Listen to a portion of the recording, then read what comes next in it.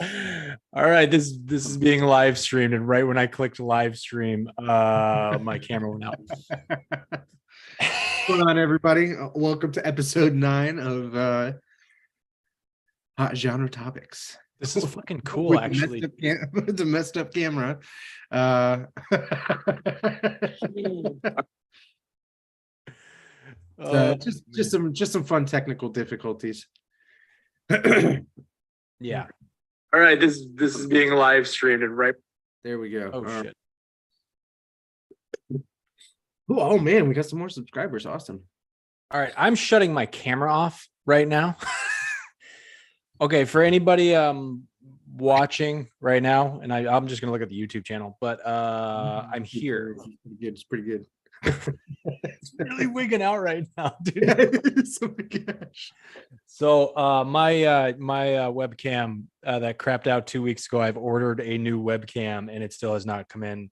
So you will once again probably hear me, but not see me. So let's I'm gonna shut this. So goodbye, everybody. I'll be here in spirit, or my voice will be here. There. It's all you now, dude. It's all you and your right.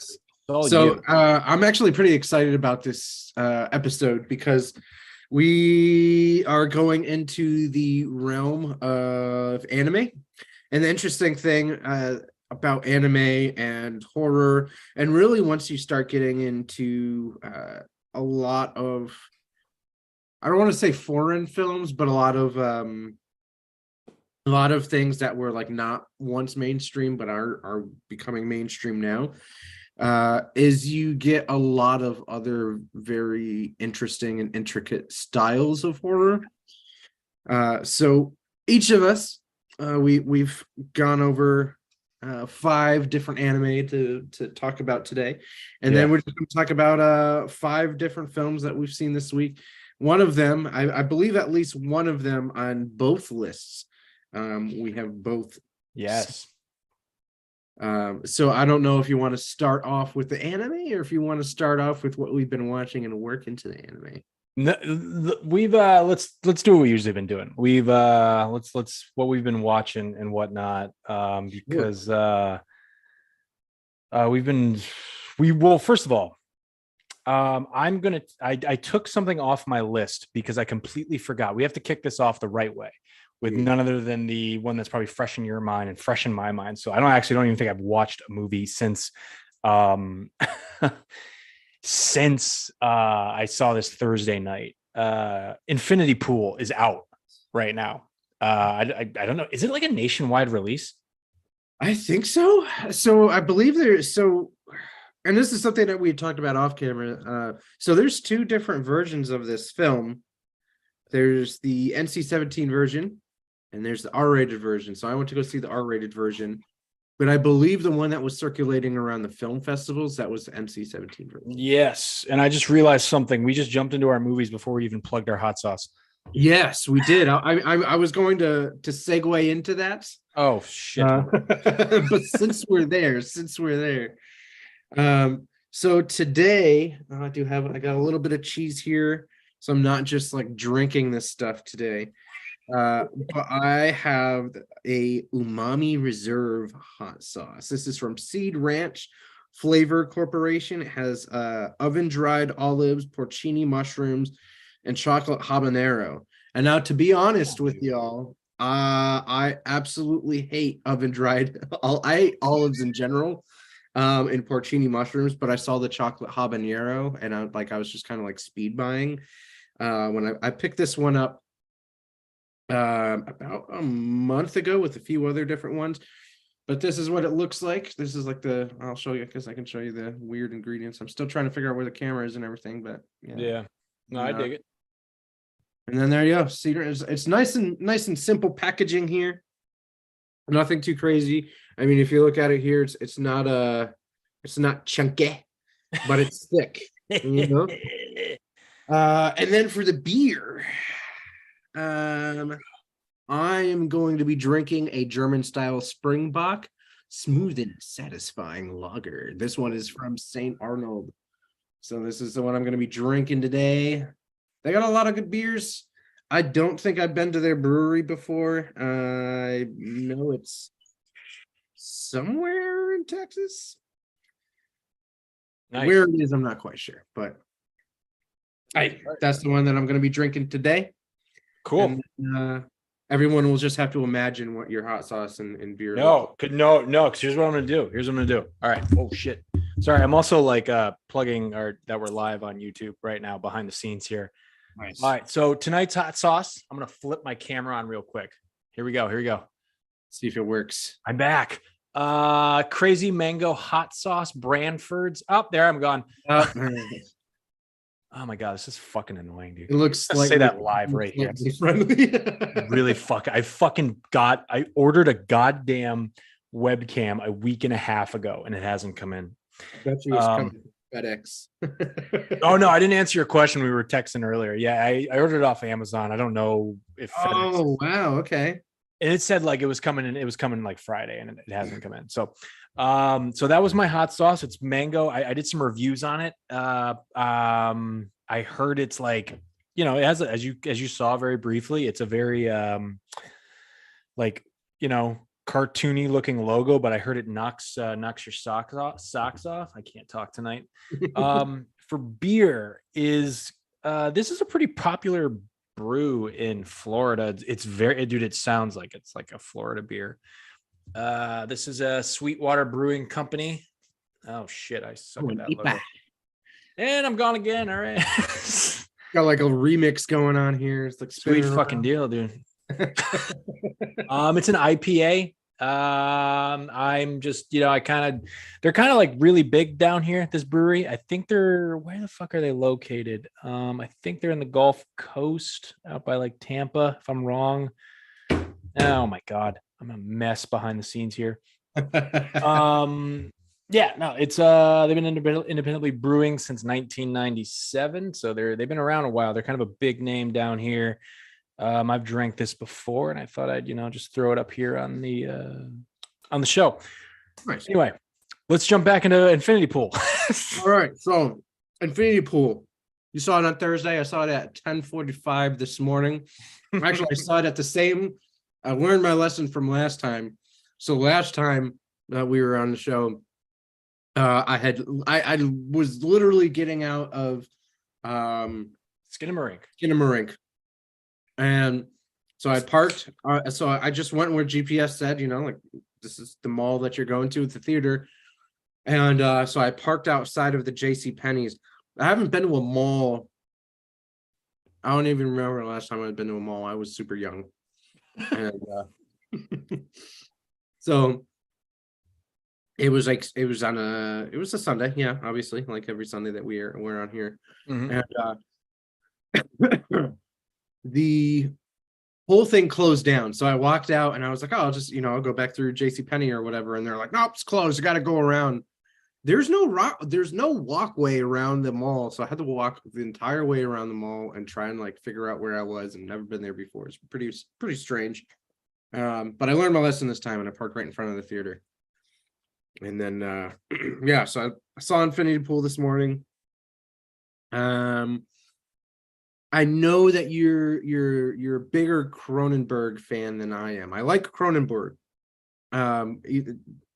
The father and the son. I like Brandon and David. David's the dad. Brandon directed Infinity Pool. So no, I just got that backwards. Fuck. Brandon directed Infinity Pool. David directed multiple other things. Yeah, many other things. So Crimes of the Future is one of the. It's the most recent one, I believe. Yeah, Crimes of the Future is his most recent. David Cronenberg. Yeah. So since you were not on camera right now, I'm going to let you kick things off with what you thought about the film, and I'm going to try this hot sauce. All right, and then I'll do vice versa, and I don't know, maybe like I'll turn my camera back on and I'll be wigging out while I'm like freaking out or something, and like I'll leave it up for, I don't know. Just the smell is terrifying. All right, so Infinity Pool, yeah, we are doing the rave again. I'm reading the comments here. So I saw Infinity Pool Thursday night. I was originally going to go by myself, And I just happened to be texting a good buddy, fellow Western Mass guy down here in Florida, Corey Dominic. He may or may not be watching. I know he tunes in from time to time. And I was just like, we were just talking about nothing completely in regards to going to a movie together. And I was just like, hey, do you want to go see Infinity Pool? Not, he likes horror, but like, I don't think like this is his kind of horror. And because this can get batshit crazy, this kind of movie. Cronenberg, both of them is a very, very distinct kind of horror. I feel the way they. Yeah. And so he was just like, yeah, I sent him the trailer. I'm like, look, if it's not for you, don't worry about it. And he's just like, I'm fucking in. So I picked him up. We went to the NZN Theater here in Orlando, a great art house, independently owned theater. It's our draft house, even though it's the closest thing we're going to get to a draft house down here, most likely. Unless somebody's got $10 million. Yeah. And you want to compete with Mickey Mouse. So we get there. This movie, let me get into my review here, but 10 minutes in, like, I love kind of the setup. Alexander Skarsgård is this writer who like had a book out, and it didn't really seem to do that well, and he just kind of, him and his wife are on vacation, thinking like they're gonna, he's looking for inspiration to write again. And he can tell he kind of married into money. You find out his wife's father is like the owner of a publishing house, a big one. Mm-hmm. And that's just kind of this cool like subplot. And then they meet Mia Goth, and I don't know the other actor's name, who plays her husband, I guess. And it does kind of turn into that like two adult strangers who become like, link up with each other. And it goes down a fucking wormhole. And I'll just say the plot from the trailer is basically they have a day of like day drinking on the beach. I don't even know where I think the movie's shot in Croatia, because I think it says like something about a Croatian film fund in the opening credits, like produced this. But like they never say the country. So I wonder if it's like a made up country or something. But basically what happens is like they go out to like this beach, the four of them, and they are driving back, and Alexander Skarsgård is like the only sober guy in the car. And they by accidentally run over somebody. And it turns out, and again, stop me if I'm about to go into any spoilers, because I can't remember what they give away in the trailer. But oh yeah, I haven't really. I mean, I've seen the trailer, but like I just watched it so I could cut stuff out of it. I actually haven't seen the trailer. But this is where like the Cronenberg aspect of it comes in, that like both Brandon and David, the father and son, like do really well. Mm-hmm. With the films they make, is now like Alexander Skarsgård's brought in to like, he's going to get the death penalty and all this shit. They're in a foreign country. They're going to ruin him. And he gets this offer to, I hope I get this right. Like they create a duplicate of him. Yeah. And they execute that duplicate. Yeah. And he gets to live on. I think that's in the trailer from what I. Yeah. But from that moment, like, he kind of gets fixated on it. Like the idea of, he can go do what he wants, and they'll just create another version of him, and they'll just kill that version. And then you learn like Mia Goth's character, and there's all these other people at this resort that know about this little secret society, and they just turn into a band of criminals, basically. It's like a weird, they're basically like a weird cult criminal vacation. It felt very like Manson family at times. Yeah. Like it felt very Natural Born Killers. I think I kind of got like a Clockwork Orange vibe from it at times. This movie fucking just like, it got really like, I when I heard there was an NC-17 rating, I was like, I immediately believe that, because like I felt like I saw more violent things than I did, kind of, with the way this movie was cut together for the theatrical release. Let me just start by saying, like, I loved this film. I shouldn't say that, because like a lot recently I've been watching a lot of stuff that has been sticking with me longer, which is good, because that means like good quality cinema might be making a comeback. But because there's so much like good stuff, but it's kind of forgetful out there. Like this movie just it's just I don't It know. definitely stands by itself. Yeah, yeah. What did you think? What about you? Um, so the weird thing about starting off with this film, and I think that it's a real good starting film, at least for like looking at some of the different things that I have on my list for today. There is a lot of like super, well, not super, but like hypersexual films, Yeah. and I feel like this is one of them. I'm And a opening a lot, bag of chips, by the a way. lot If you of that horror that is in this film is, I don't want to say it's like condensed, but it's ramped up. yeah. The horror is really ramped up here. It's not just the it's not the kind of like scare you or like slasher kind of horror. This is the very much you're in a very uncomfortable situation. Things get stranger as the movie goes along, and you see this character descent into madness that like Skarsgård is playing, and you watch him as he is trying to cope with what's going around him. There are a lot of different moving elements in this film that like while I was watching it, it's like, okay, I can understand why this scene is the way it is, but it's like it makes you uncomfortable. I'm really uncomfortable over here because I just tried this fucking hot. Oh my god. we can hear you. I wish we could. Oh my god. I don't want to like butcher your analysis, but it's been a while since I've had a badass thing of hot sauce like on this. Well, we'll have to get some late cuts from this I'm episode. fucked up over here, man. This camera's good for like 14 seconds. And I'm gone. Not even it's got. Yo, just look at it right now. My lips. All right. Back to you. So yeah, pretty much like if anybody has gone and seen, I'm trying to think of what is like a good fever dream film. Maybe you could think of one, Tyler. A good fever dream film. And X, like X gives you X kind is of idea of double of, feature with X. Yeah. I mean, it's literally, it walks right up to that line, the theatrical trailer of what is normally allowed in a movie theater. Yeah, this movie just felt dangerous. Like, so Yep. Brandon Cronenberg has made like I think like 3 short films and 3 features, and I haven't seen his first feature. I forget what it's called. But I've obviously seen Possessor. I liked it. I kind of like got, I still kind of get like jarred and I can't talk now. This shit's burning my mouth. I get just very confused by like the third act of Possessor, but I still like it.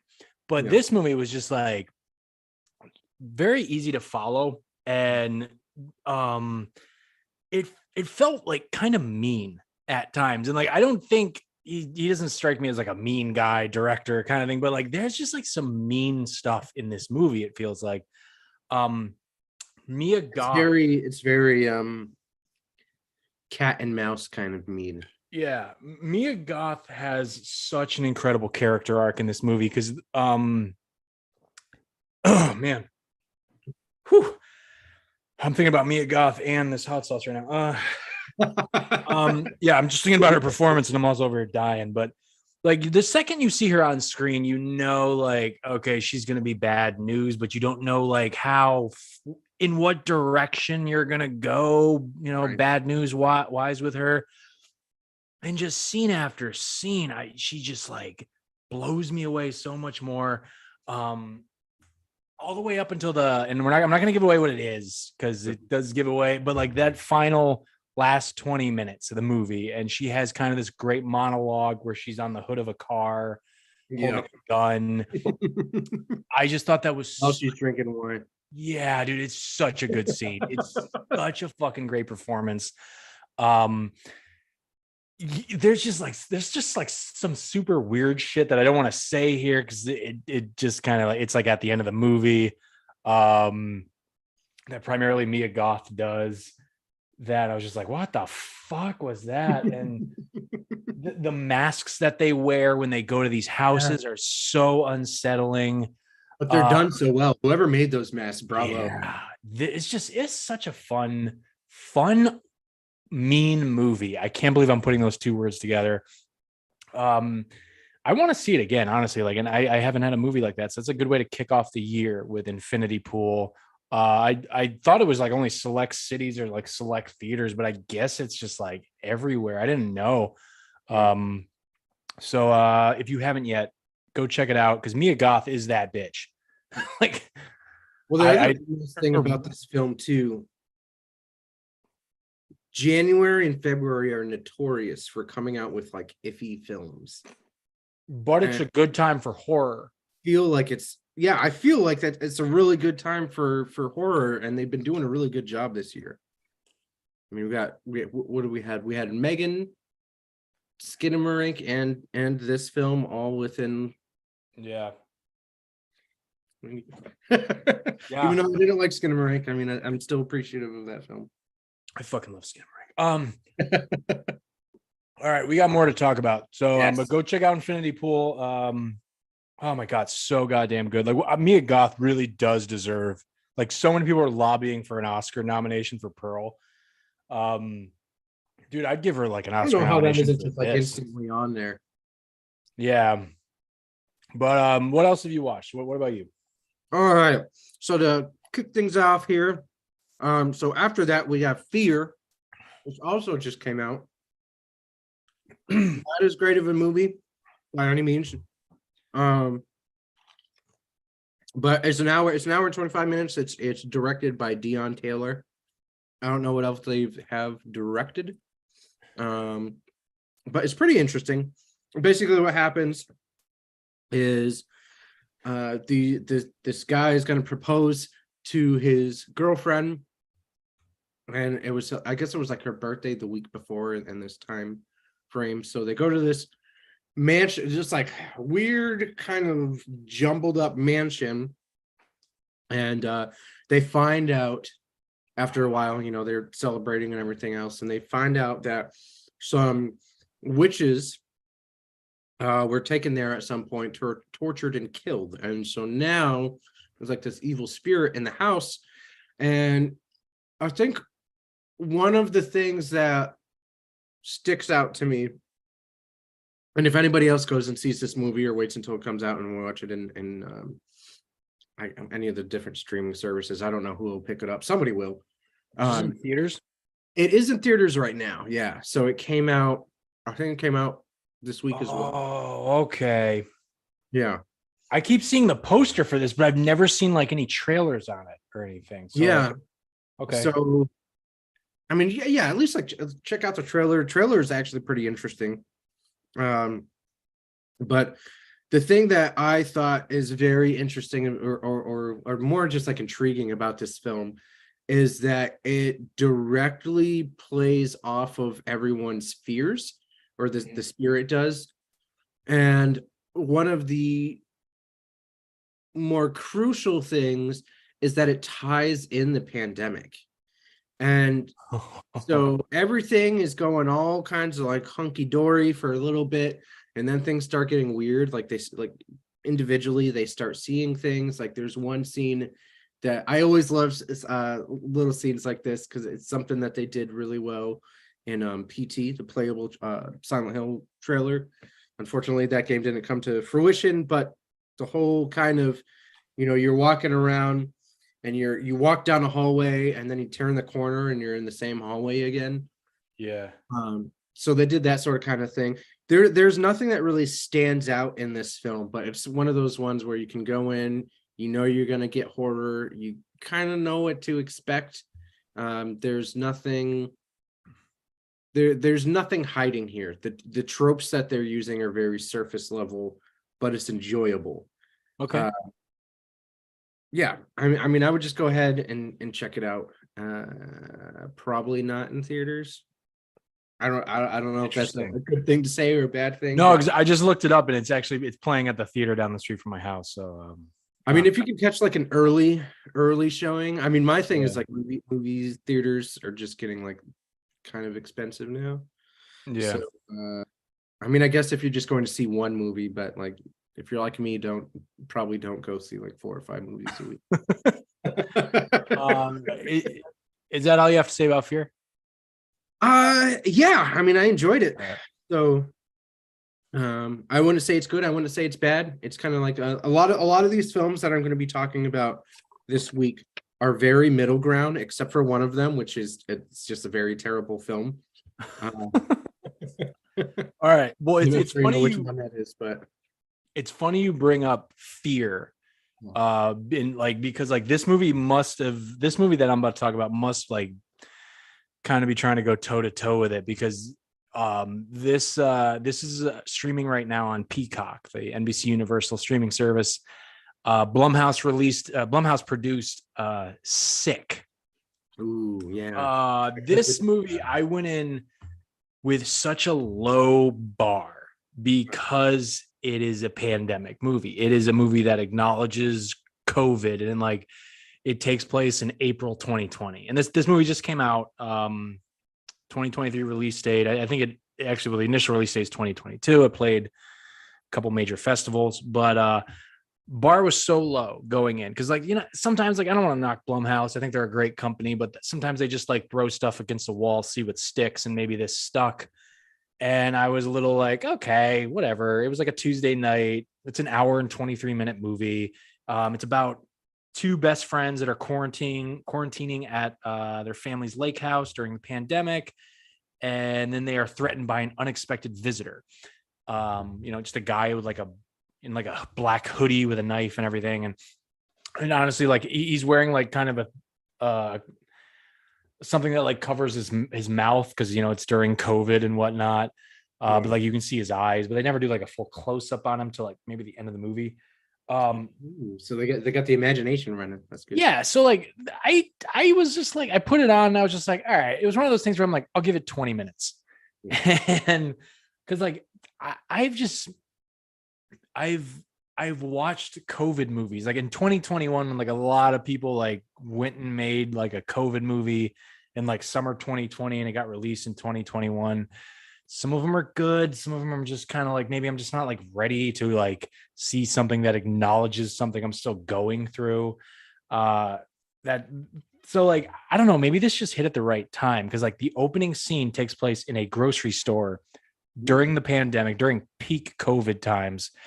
And I remember just like sitting there going like, wow, I remember that. I remember the little like, you know, someone freaking out because you're going down the same aisle or something. They're looking at you funny, like, you know, someone speaking over the PA system with like instructions about social distancing, all this stuff. And I was just like, wow, man, like that's going to be 3 years ago. It's crazy to think.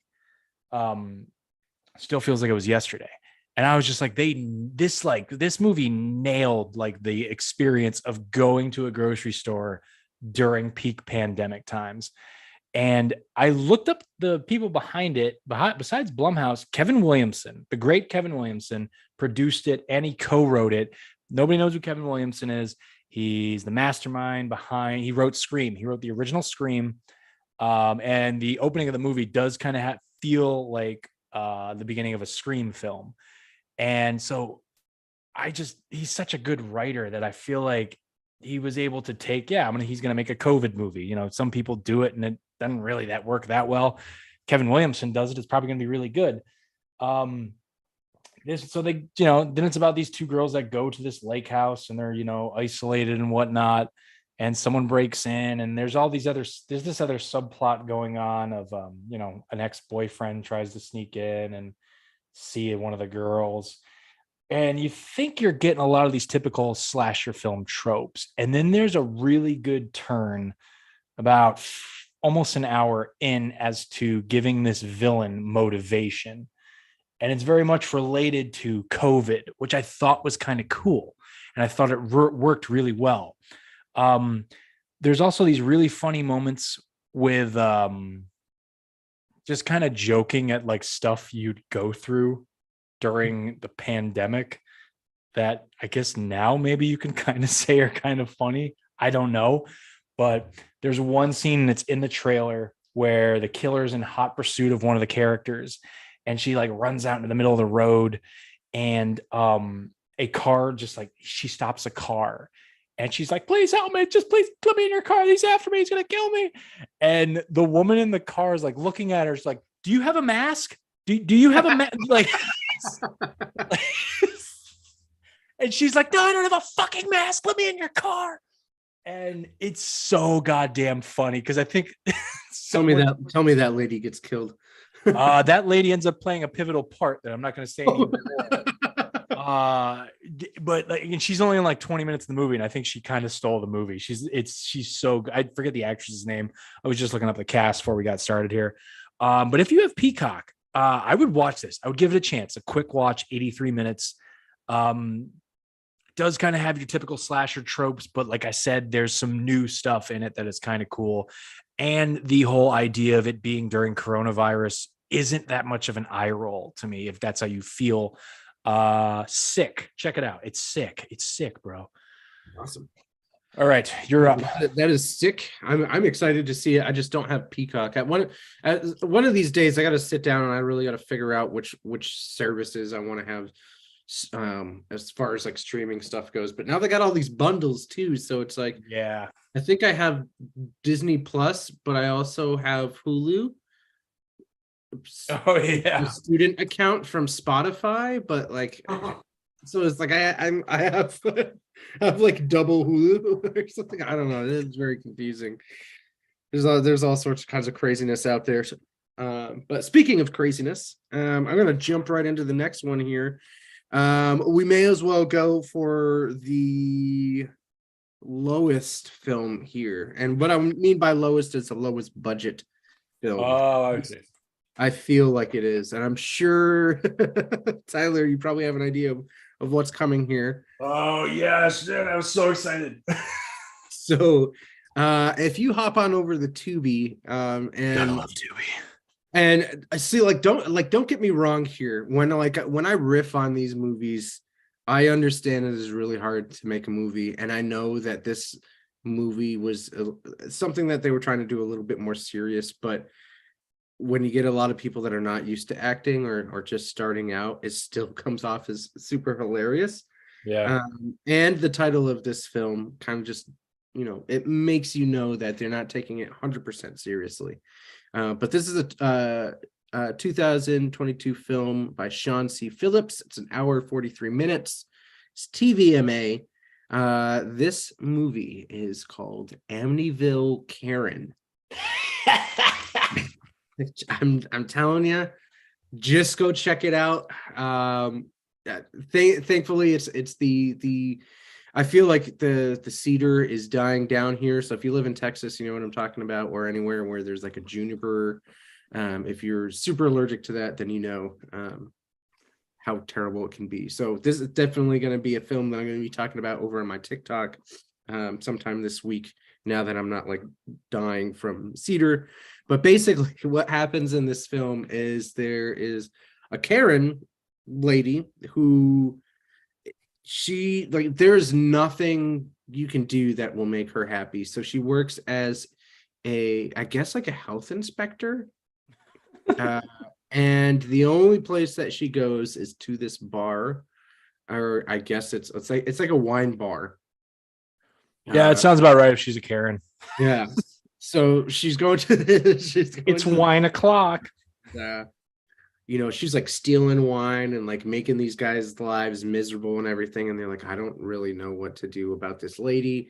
There's this big event coming up, and every single time she's around, she's yelling at everybody. And it's just I think one of the things that really messed with me with this film, as far as docking it some points as far as enjoyability, is the continuity. So sometimes she'll be walking somewhere to go talk to somebody, and they'll cut to another scene where it's just there's not really anything pushing the narrative, and then it goes back and she's not even doing what she's like, oh, I'm gonna go talk to that guy. And then in the next scene that you see her, she's like sitting in like a lawn chair and like complaining about stuff and writing in her journal. And then when you go back later, she's talking to the person that she said she was going to go talk to, like 10 scenes ago. So it's like whoever did the continuity, it's like they messed it up, and I don't know if they meant to do it on purpose or what, but the continuity errors just make it all the more hilarious. But about halfway through this film, I'm not even really sure. Oh, I remember what sets it off. So there's a commonality, and I'm not going to make the connection here, but there is a strong connection between what drives the horror in Amityville Karen as there is to the one in Fear, the movie Fear. So when this event happens, she just starts going on a massive killing spree, like anything that sets her off.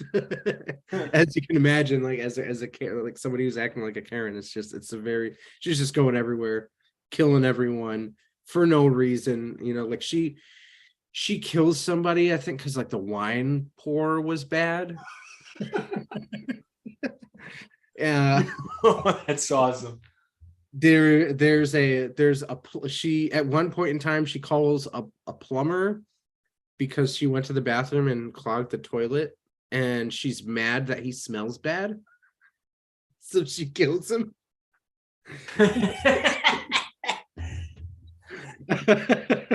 So do you know why there's like all these Amityville I can't talk.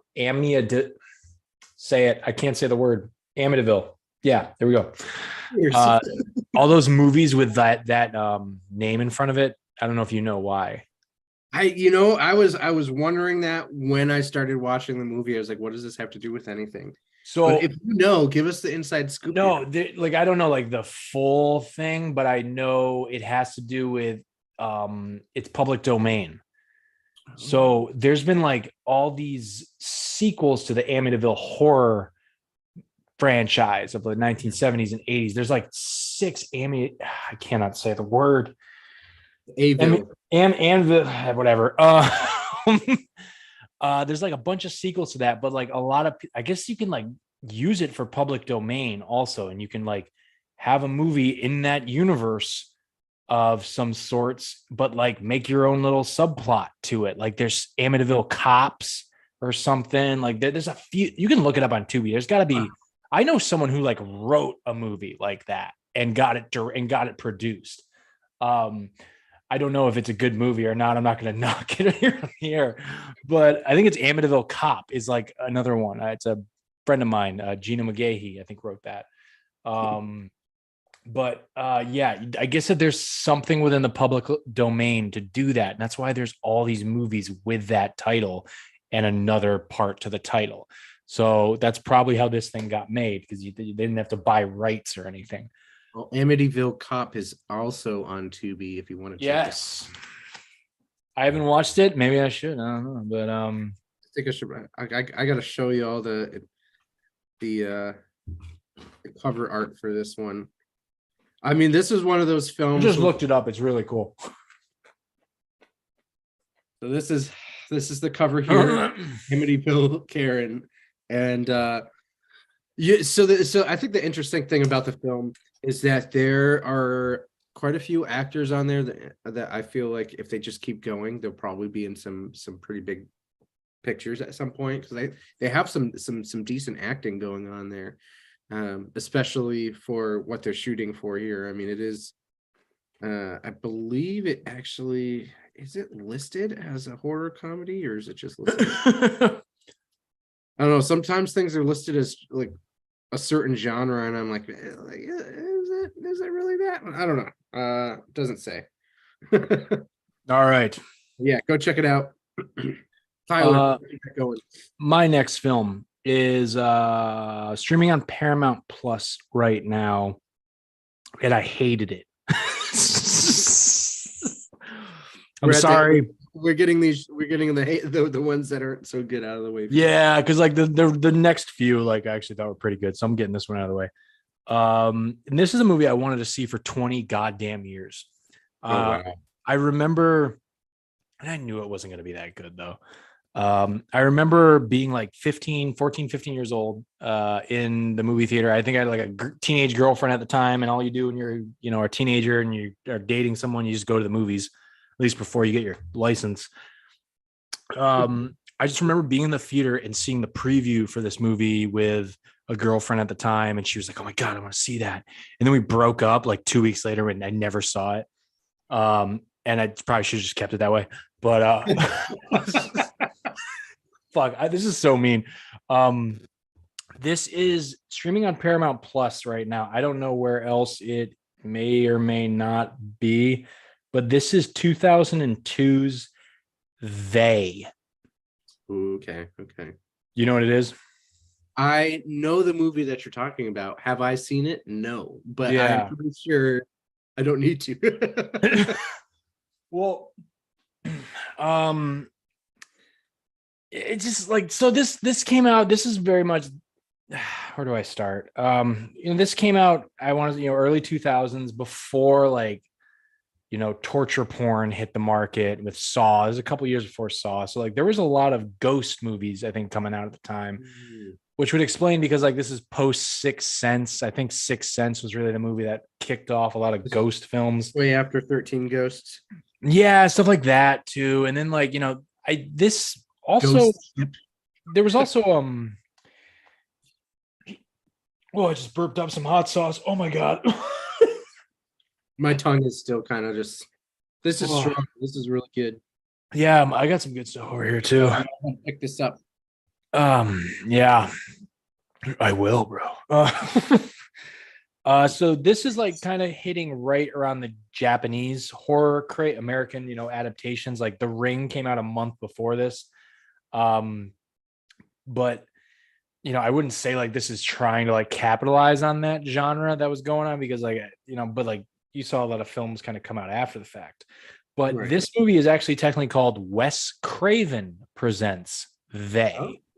So I just want to know how much money they gave Wes Craven at the time, horror icon, director of Nightmare on Elm Street and Last House on the Left, and what else am I forgetting? The Serpent and the Rainbow, just iconic horror legend. How much money did they give this guy for him to put his goddamn name on it? Like, Wes, may you rest in peace, but like I hope you got a hell of a payday from just like and like I kind of see why, because the movie is like about like, the creature under the bed, the nightmare thing happening in reality. And so the plot of the movie is, there's a psychology student by the name of Julia. I don't recognize the actress at all, but she's, getting her life together and everything. But as a kid, she was traumatized by these night terrors. And, she's like about to have this like successful career with like a boyfriend who she might get married to, but then a friend of hers commits suicide.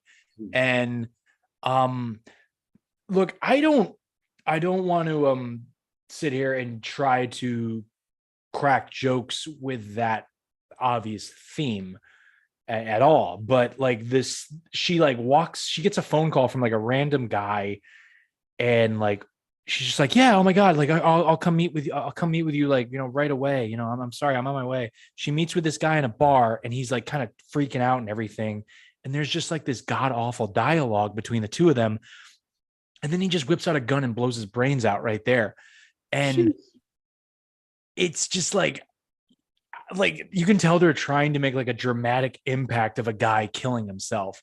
And honestly, I was just like, I don't even know who the fuck that guy was supposed to be. Like, he's just a friend that you didn't hear about beforehand.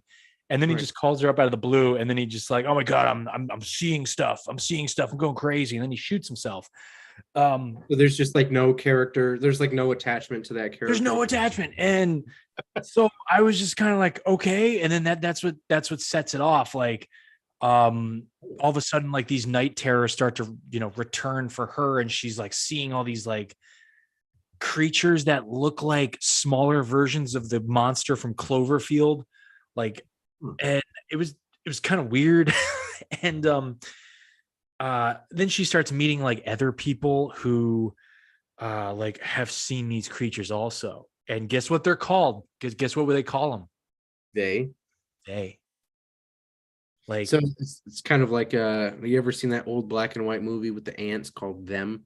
yes, yes, I That's have. But I like them over uh, they. Like, and look, it's just I kind of liked the undertone, and this is maybe just because I've been watching enough horror that I can pick up on themes of like trauma and like kind of like in Smile, where it's just like yeah. something bad happens to you, you see it, and now, or you've seen someone like kill themselves, and now that grief and trauma that they had is passed on to you now. So like I did kind of sense that a little bit in the movie, which I thought was cool. But overall, as a movie, man, I'm like, ah, and I went in with low expectations too. Like I knew this was like going to be an early 2000s horror that just didn't hit really when it even came out. There's nothing really scary going on there, but I don't know. If you want an early 2000s ghost story fix, you might like it. I don't know, not you per se, but like, anybody might like it, but I don't know, it just wasn't for me. So yeah, there we go. There's my bad one of the week.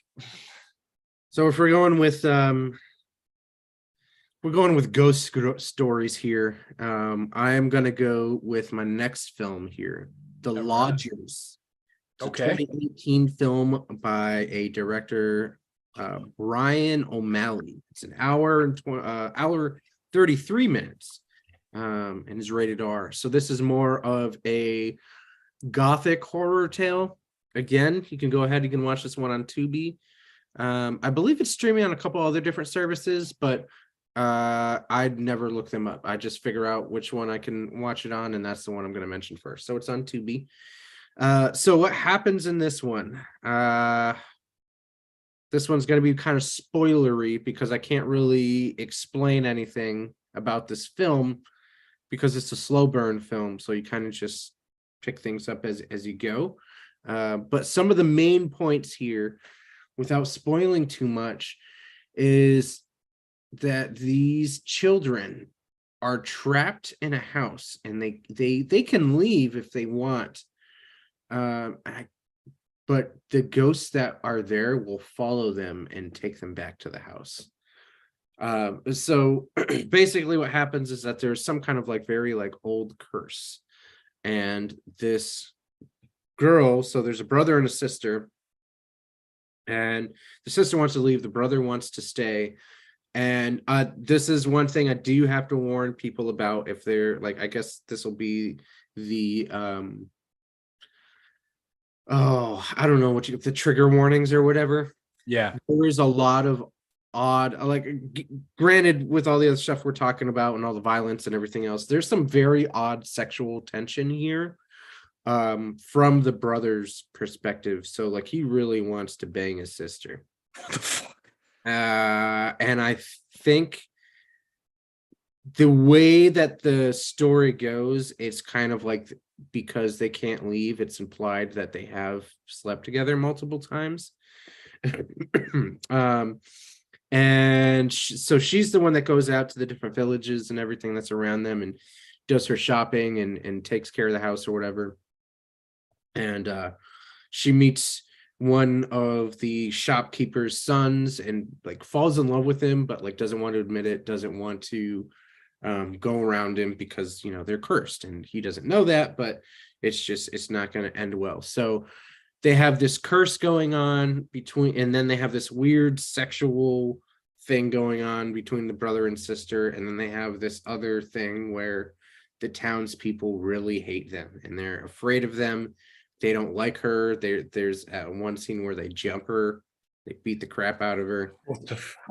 Yeah, like it's a very like when I say it's a slow burn film, I mean that the main narrative takes a very long time, but there are other things that go on in this movie where you're just it will hold your attention long enough where you're just like, what the hell is going on in this film? Is it something that's going to be for everybody? Probably not. Gothic horror is generally not my genre. It's a little bit too quiet for me. But if you like films like that, they're about curses and weird kinds of things going on, then this is definitely a movie for you. Just make sure that you know that there is that weird sexual tension going on. Made me feel kind of uncomfortable at some points, which is, I think, a good thing because it speaks to the acting for the film. And I don't know who plays the brother there. I guess I could look him up, but he does a really good job. And yeah, All right. you Cool. also just go check it out. Cool. Send it back to you, but I'm going to look up the cast member's name. So Bill Milner. I don't know. I've never heard of him. Yeah, it's just an English actor. I have no idea what else he's played in. I've never seen any of these other movies. But yeah, go check it out. All right. So I did a bit of a all month long pretty much. And you'll, if anybody who listens to Tyler Grace's Basement, you'll know tomorrow a little more about it. I've been watching a lot of January. I've been doing my January Giallo. I've been watching a lot of Italian Giallo films. And this one I didn't mention on the show tomorrow when it airs, but I'll mention it on here. This, and I don't even really know if this is Giallo. It's more of a ghost movie, but it has murder in it. This is The Murder Mansion it's streaming now on Shudder. Shudder the past month has been putting a lot of Italian murder mystery films on there, and I'm a sucker for those. Some are better than others. Some are really like, what the fuck? But I don't know. They're also really time capsules of like European cinema of the 1960s and 70s. So The Murder Mansion is kind of a generic title. Generic. I'm out of breath. I gotta stop talking. For 9 goddamn episodes, I've been talking fast and drinking hot sauce. I don't know how I've survived. So this is so The Murder Mansion is like, again, just kind of like how I went in with Sick, low expectations. I've just been doing it nonstop with movies, and I'm just like wowed by them now. So this is a 1972 release. It's about like a set of like 3 couples per se. I think it's actually 2 couples and maybe like 2 other separate people that aren't together, are all like driving around in like the mountains of Italy or something. I don't even know if it takes place in Italy, but they both kind of get lost. They all get lost in this thick fog, and it turns into a movie where it's just like a bunch of people get lost and they take refuge at a mansion. You know, we've seen this in a lot of like old, Universal film horror films of the 1940s. You say places you want to go is a mansion, and then the sketchy looking abandoned like thing that when you go in like the back of the farmhouse, So like this movie came, it's just like all these people kind of converge at this mansion after they get lost at this fog, and it's hard to tell if it gets like ghost story like, but it turns into also a murder mystery whodunit as they all kind of start popping up dead here and there. And it's an Italian movie, so there has to be a lot of sex. Nothing too much. Like there's other films of this genre that really like, it's just like, geez, am I watching porn? Like, what the fuck? Like there's not like too much sex, but like Infinity Pool. Jesus Christ. I don't think we talked about that. All right, we shouldn't talk about it, but just know there is one of the most well shot, directed sex scenes of all time in Infinity Pool. That's all I'm saying about that. Don't watch it on drugs. And it's not just 2 people having sex. Out of nowhere. It's an out of nowhere thing, dude. Like that scene, like, whew, I need a cigarette after that scene. Like, I don't even smoke. But there's sex in this movie, but it's not like the sex in Infinity Pool. But yeah, so people kind of start dying one by one, and it kind of turns into a cool whodunit, which is what Giallo movies really are. They're murder mysteries. But there's also like these 2 creepy figures walking around the cemetery next to the house, and I don't know if they're like supposed to be actual people or they're ghosts. I won't give it away. If you want to check it out, it's on Shudder right now. But there is and this is kind of weird, but horror fans, like this stuff. It has a Scooby-Doo vibe to it. Like, because they're running around a mansion and they're getting stalked by, like we kind of forget this. Scooby-Doo is kind of like a little bit of a kid's horror thing. Like there's a Well, Scooby-Doo is boogeyman. definitely an introduction Yeah. for like that is one of those shows where it's like if you have kids and you raise them watching Scooby-Doo, you have no right to be angry at them if they're like, I love horror. It's like you turn them onto it. Scooby-Doo is such a gateway to horror. Like, and this movie completely feels like a Scooby-Doo movie with sex, and there's no dog, but in general, not just in the sex scenes.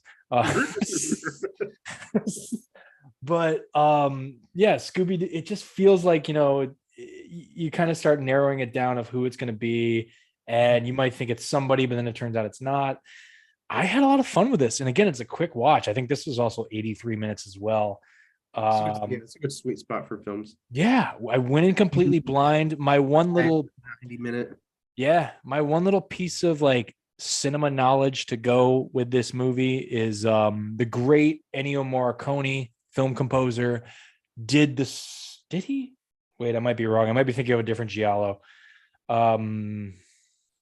Yeah, I maybe shouldn't say that, but Ennio Morricone, who's did the composition music for like all of Quentin Tarantino's films in the last 20 years, and Good, the Bad, and the Ugly, a lot of spaghetti westerns. But I don't know if he did it. Maybe I shouldn't say that. But yeah, it's a great movie. Check it out on Shudder amongst all the other Italian films with kind of more crazy titles. Yeah, I think since that latest Giallo film that came out on Shudder, was it Black Glass or something like that? Dario Argento's new movie. Yeah. So once that came out, and part of my ignorance for anybody who hasn't checked in on the show or whatever, I don't know anything about any of those films. So I'll give you the runaround. They're all very formulaic. They're pretty much just murder mystery movies. Yeah. It's usually a woman witnesses a murder or survives getting murdered and then is stalked by the murderer. But also like the murderer goes and like kills her friends and shit. So it's kind of like a precursor to the slasher. Yeah. But mostly in these films, the killer is in like a black suit with like a hat tucked down so you can't see the face. So there's more like rigid rules for this. Yeah, they really were big during the 60s and 70s, a little bit into the 80s. And America kind of adopted it. There's a lot of films of the early 1980s. There's a great film called Dressed to Kill with Michael Caine and a few other actors and whatnot, that is directed by Brian De Palma, one of the best American filmmakers of all time. It is a straight up Giallo movie because just of how it's cut together and everything. There's just like a certain aesthetic that like Americans just like can't really like capture in their movies. That like it's just, you just know when you're watching something out of Italy. That's just how they make their movies. It's not for they're not for everybody, but I've just always been a sucker for them for some reason.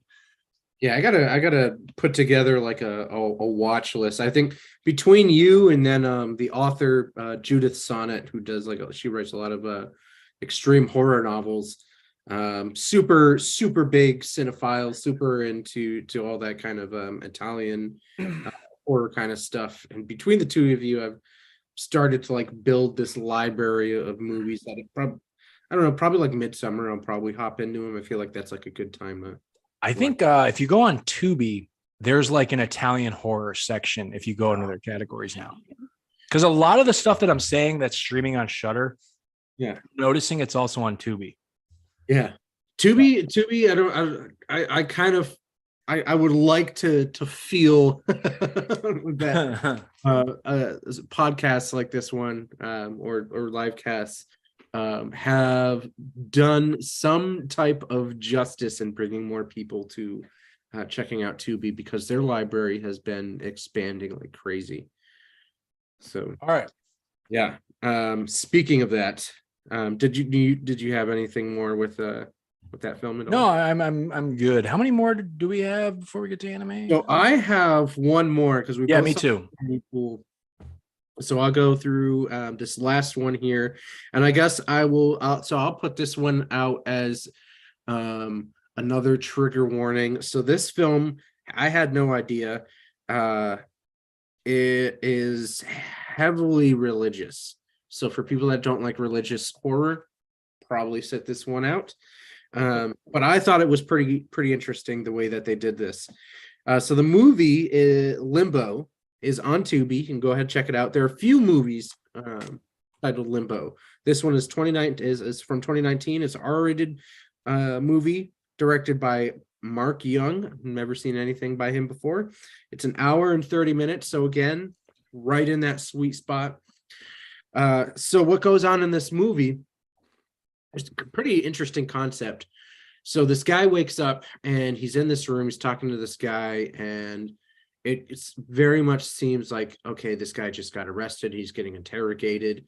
And then he's like, well, like, am I under arrest? Am I free to leave? And the guy that's interrogating him is like, I mean, you can't leave, but sure. And so he gets up and he's like trying to get out of all the doors and everything, and he can't get out anywhere. And he's like, dude, like, what the hell? Like, you can't hold me here. Like, I got to get back to my life or whatever. And you find out that he is dead. And so he's being held in limbo, and he's talking to I want to say his name is Balthazar, but that might not be his name. I know it starts with the B. But he's talking to this, he's basically what's happening, he's talking to a fallen angel, and another angel comes in as his I guess attorney, and they're going back and forth in this very courtroom like manner to decide whether this guy is going to go to heaven or hell. And so the whole movie is looking at all of these terrible things that he's done. He's a really crappy person. And they go back and forth and of the banner of, oh, well, he did this bad thing. And then the angel is like, well, he also did these bad things. And they're both like, I guess he's just going to hell. But like, there's some other that they find later on in the film, which kind of turn the tables a little bit and make you kind of look at this guy and be like, okay, maybe don't judge a book by its cover. I mean, I don't know. I thought it was entertaining more for the way that they had the courtroom thing going. It's kind of like, I don't know if you've ever been like the third wheel in an argument that you get like sucked into, and it's really the other two people are arguing, and you're just kind of there as like that guy that's like, yeah. I remember that now. Like, yes, that happened. And he's pretty much that character. He's like in the middle of these two that can see and recall everything that he's done in his life.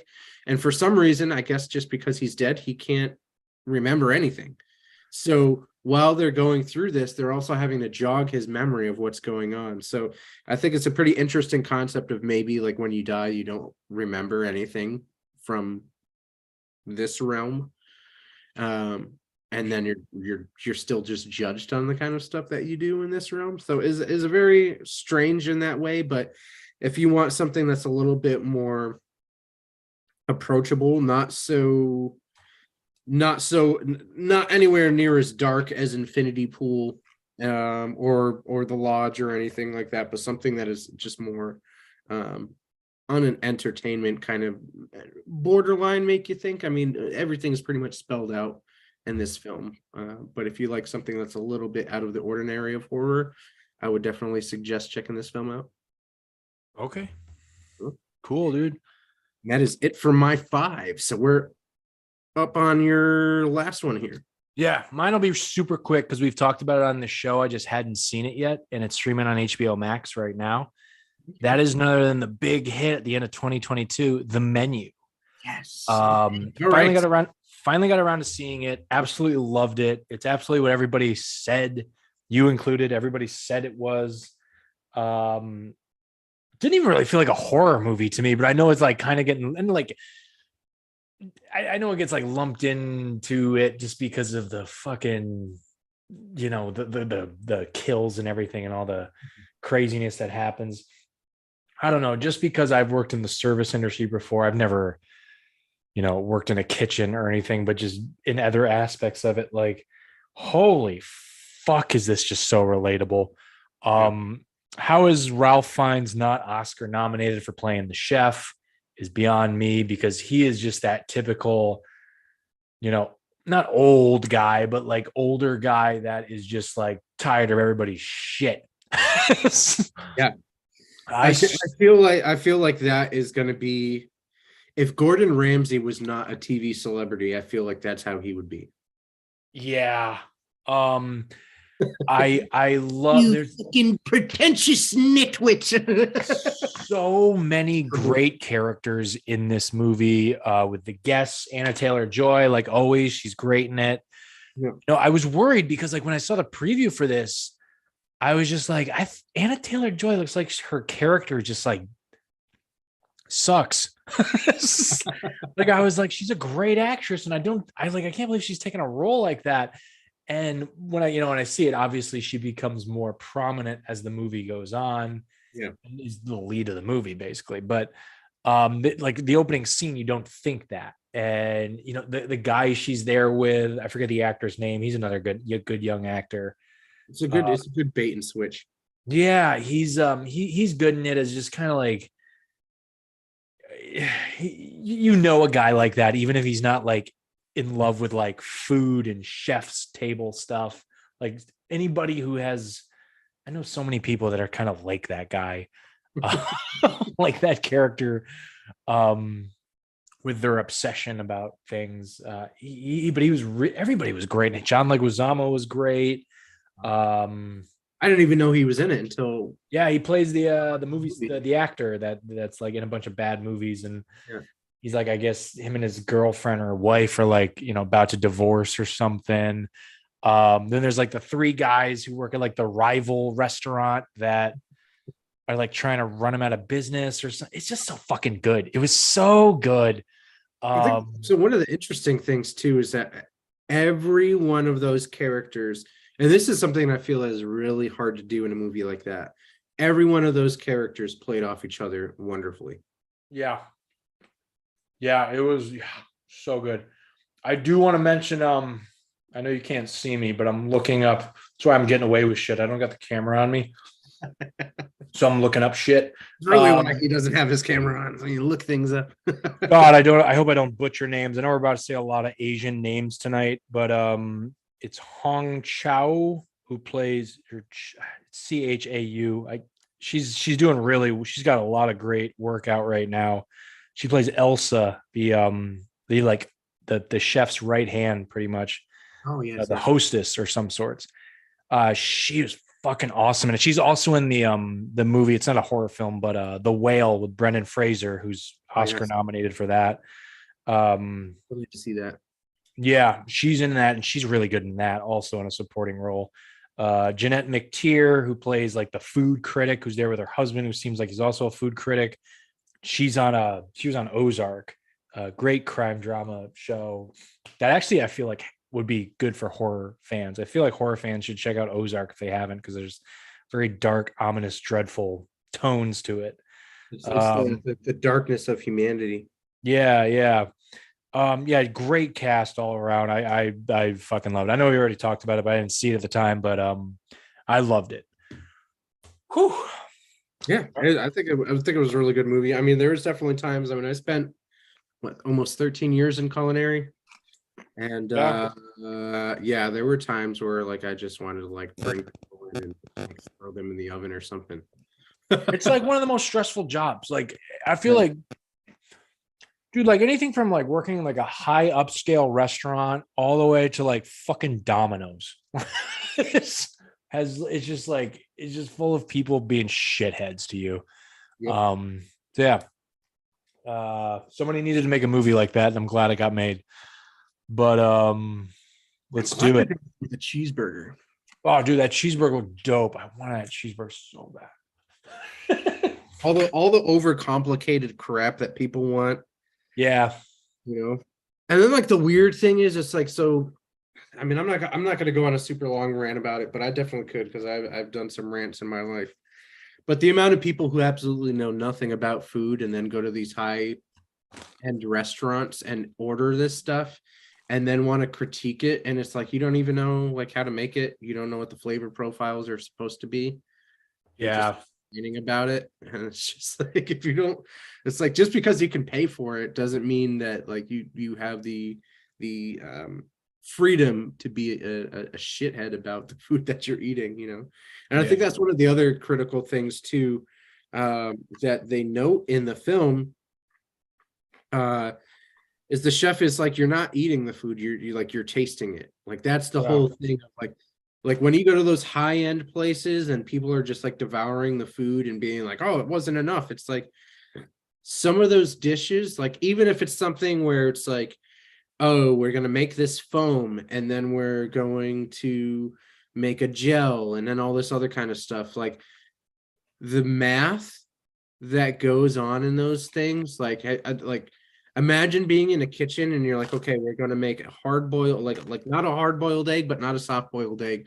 This is the temperature that's at. We need to have, you know, this is the weight in water for the volume, and this is how much salt ratio there needs to be, and we're going to cook this stuff to exact temperatures to get this kind of flavor so it matches with all these things. Like those menus take weeks to months, sometimes years, depending on what you're waiting for. Like if you do like fresh crop produce, like if you're growing for a specific menu, yeah, it could take anywhere from up to a year, and then you're giving it to somebody and they eat it in like 2 seconds, and you're like, maybe like just enjoy the flavor some,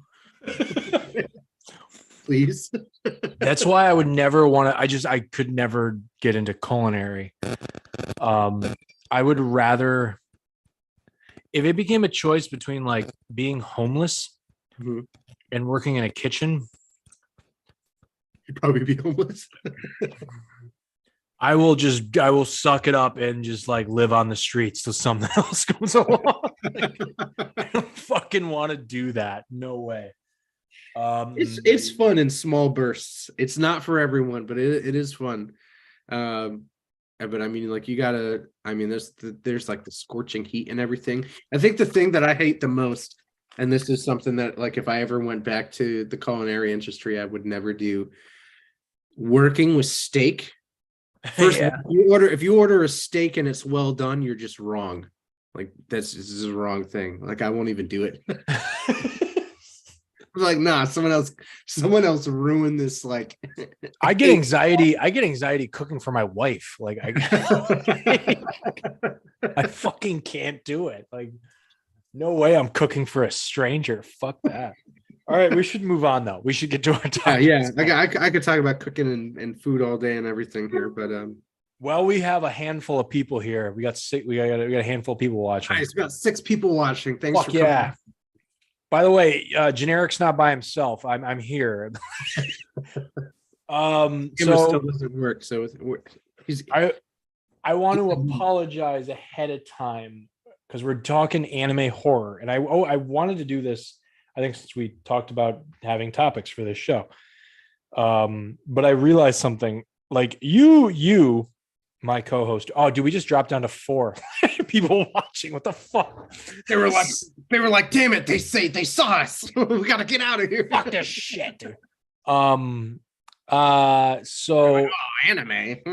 yeah, they're like, nope. I'm not listening to you talk about Sailor Moon. hey, Sailor Moon is great. Fucking nerds. So what we're gonna talk about some anime horror right now. Yes. And I need to apologize ahead of time because I feel like you are the more knowledgeable with anime. I just kind of love it. I haven't necessarily like become like a scholar or studied it. Like a lot of these directors, I don't know. Like one of the directors of one of the films I watched and a film that I love, like I guess also directed Akira, the most like famous anime of all time. But like outside of that, like I don't know like what directors' multiple projects and like their resume really is. But I do love anime. I fucking love it. So I apologize ahead of time if like my analysis is a little surface level. But We we can keep most of them surface level here, I think. I mean, we don't have to go too. yeah, well, you and I have, I believe you and I have one that's on our the same one on our list. Yes. Yes, and it's a one I fucking love. Um, but yeah, dude, we both picked 5 anime horror films. Some of these like are films that don't feel like horror films, like an hour in for me. I'll get to that in a little bit, but who wants to go first? Yeah, you go first. You go first. I feel you'll kick it off with a bang. Sure. So I went ahead and so I picked. Well, so I have one movie, and the rest of them are series. Okay. So I will so I'll go with the one that I think both of us have seen. Oh, so we're starting with that one. All right. I think so. I think we've both seen it. If not, that's perfectly fine. But the first one I'm going to go with is Wicked City. Oh, so you took the other one off your list. Yeah, I've seen this, but I've it's not on my list, but I've seen it. So this one, because the other ones, because remember we're talking about horror and horror adjacent. So that means if anything else matches up at some point in time, we'll probably talk about it. But this one I feel is really good for people that want to start out with stuff. They don't want anything that's like immensely hard to follow or too serious or anything. So this one, Wicked City, it's a straight up horror film. It's from 1987. It is by if I can read my handwriting here, goodness gracious. Yoshiaki. I don't know how to say his last name because I butchered when I was writing it. I was just doing it really quick. But anyways, it's an hour and 22 minutes. It's a mature rated film. If you want to check out one of his other films, they're both on Tubi. You could check out Goku Midnight Eye. That came out in 2000. Absolutely incredible movie. Go ahead, check that one out as well. But basically what happens in Wicked City is that there are these two detectives that are working on this case, and one of them is a human and the other one is a demon. And they are trying to get this kind of like ceremony going on that would call for a truce between humans and demons. And there's a few different battles that go on in this film that are pretty iconic. Like if you went online somewhere and you saw one of them after you saw this movie, you'd understand like, oh, okay, that's like that picture that I saw that has to do with this anime. Like I didn't know that's what it came from. But I feel like this is one of those movies that came out, and when people saw it, they started realizing, at least the older audiences started realizing that anime is not just for children. And I think that this is not for children at all. Not for children at all. Like, we're talking there almost everything except for one of these that we're going to be talking about, at least on my end, super sexual. There is a lot of sex, just full on. There's sex. There is tentacle monsters. I'm not going to say the word because I don't want to be demonetized, even though we're not monetized. I don't want somebody striking this video or something, but the unwanted insertions happening. There's just a lot of things that are very. I remember watching. I don't mean to cut you off, but I remember watching this like on my phone on a treadmill at a gym. Oh no! And like there was like earbuds on though, right? But there was like a girl on one treadmill next to me and a girl on the other one, like on my left and on my right. And I was just like, nope. And I hit stop, and I just like, I don't want them to fucking think I'm like into some weird shit. Yeah. And I shut it off. Yeah. So basically, if anybody, I don't know, I think I talked about it on the show. Is the toilet, the Japanese film of the zombies of the toilet or whatever movie it was. Yeah. Where there's some weird tentacle stuff going on. There's some weird tentacle stuff going on in this movie too. And one of the reasons I wanted to put it on this list is because when I was growing up, so there was a store, I don't even know if it was like a franchise or what, but when I was growing up, and I know you definitely remember this, in the Hadley Mall, there was a store, Media Play. Dude, my sister worked there. Awesome. So you definitely know. Yeah. But they had this pretty good anime section, and this was one of those films that I saw, and it was in like a section where it was like in like Ghost in the Shell and like all those other things where it's like, okay, it's like adult anime and like I can't watch it. But then there was like no way. Some films I could sneak in and be like, yeah, like let's get this one. That was not one of them. So honestly, when I sat down and watched this movie, I was like, yeah, I'm glad I didn't watch this as a child, because I would have been scarred for life. Yeah, dude, you should not watch this till you're like in your. Yeah, I mean, it's not like it's this. So this film is not like, when I say like the unwanted sexual content. So the thing with anime and the thing with Japan is that they're super into censoring stuff. So even when we're talking about Infinity Pool, as far as the sexual content there, and then like if they were to do a double feature with X, I feel like it would really do well. It's not the same level. Like, it's implied, you see some stuff happening, but it's not like close-ups or any of the other kind of stuff. It's a different kind of like odd sexualness that I feel like it's more odd because you don't expect it from something that's animated, maybe, unless you're watching Heavy Metal from Kevin Eastman. Yeah. Which also, if nobody has ever seen Heavy Metal from Kevin Eastman, dude, go ahead, check it out. I feel like I have to say that because he owned a studio in the hometown that Tyler and I grew up on. Yeah, dude, I The fucking Predator outside of A&Z. Yeah, dude. Plus, like, there's a nice mural of Teenage Mutant Ninja Turtles back that they put up on down by the Iron Horse musical. Yeah, it's I don't think they're there anymore. I don't think he's not there anymore. I don't think. No, he left in like the early 2000s, something like that. Bad. And I got pissed because I don't know where it is, but like he had some connections with Capcom, and so I would constantly like give him pictures that I drew. What? I never knew this about you. Damn. Yeah. So my mom was friends, I believe her name was Dolores, could be wrong, but I believe her name was Dolores, and she was his secretary for that building that he worked in downtown Northampton. And so I would I would give her the drawings, and he would get them, and he'd go and sign them and bring them and like give her the drawings, and I would get them back.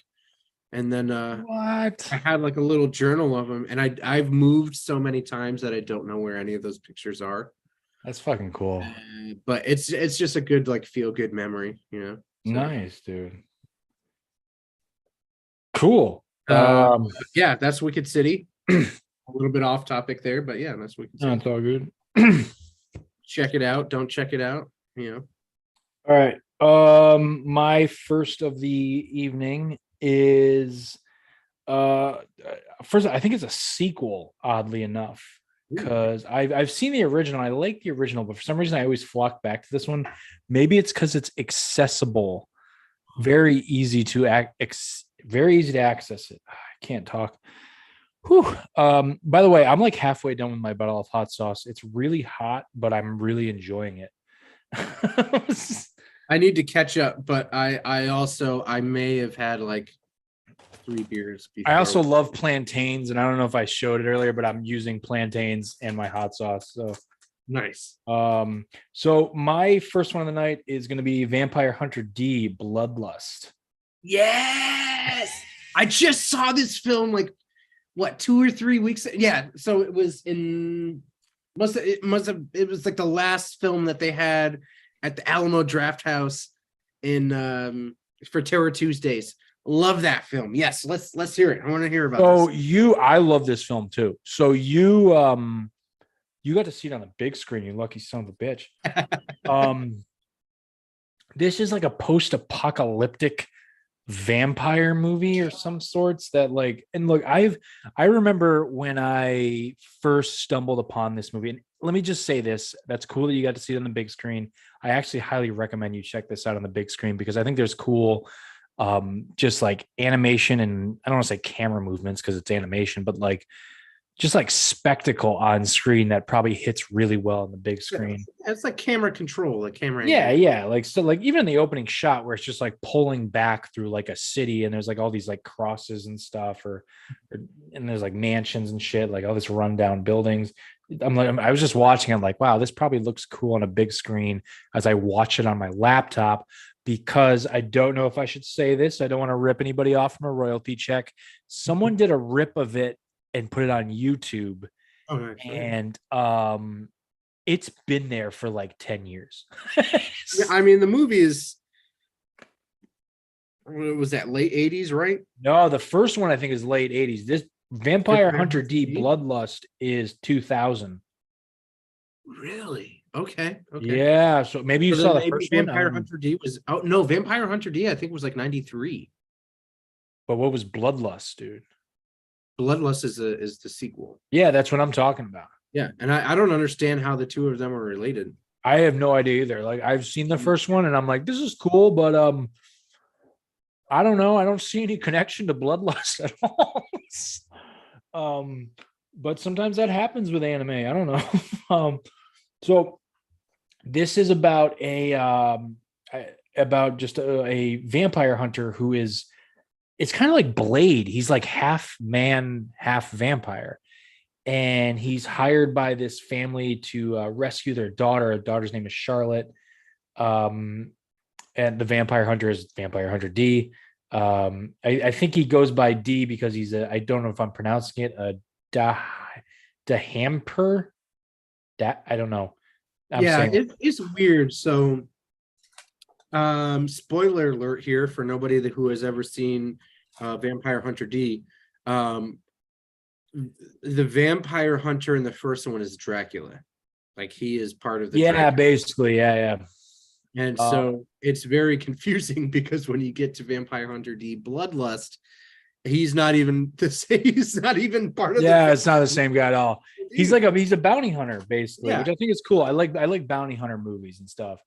And he's hired by like a wealthy family of some sorts to go track down a girl who's been kidnapped by this character named like Mier Link, some weird names. And so there becomes like this race against time for him to rescue the girl. I guess there's been like these other group of bounty hunters that have been hired who are like the Marcus brothers, who are like really volatile group of hunters. And but there's also this kind of race against time that the little girl, you know, just like kind of how it is with vampires, like whenever a vampire, like, I don't know, you know, captures someone and like tries to infect them and turn them into a vampire, that means like that person might. Girl, though, right? I mean, she's. I Yeah. feel like she was like in her like early 20s. Yeah. Well, there's this thing that like, you know, the girl might like fall in love with her captor. So there's like a race against time element to it, which I thought was kind of cool. Because you know, sometimes animes, I mean, the film kind of doesn't have a slow pace to it, but it's very gothic at times, mixed with a lot of good post-apocalyptic feel to it.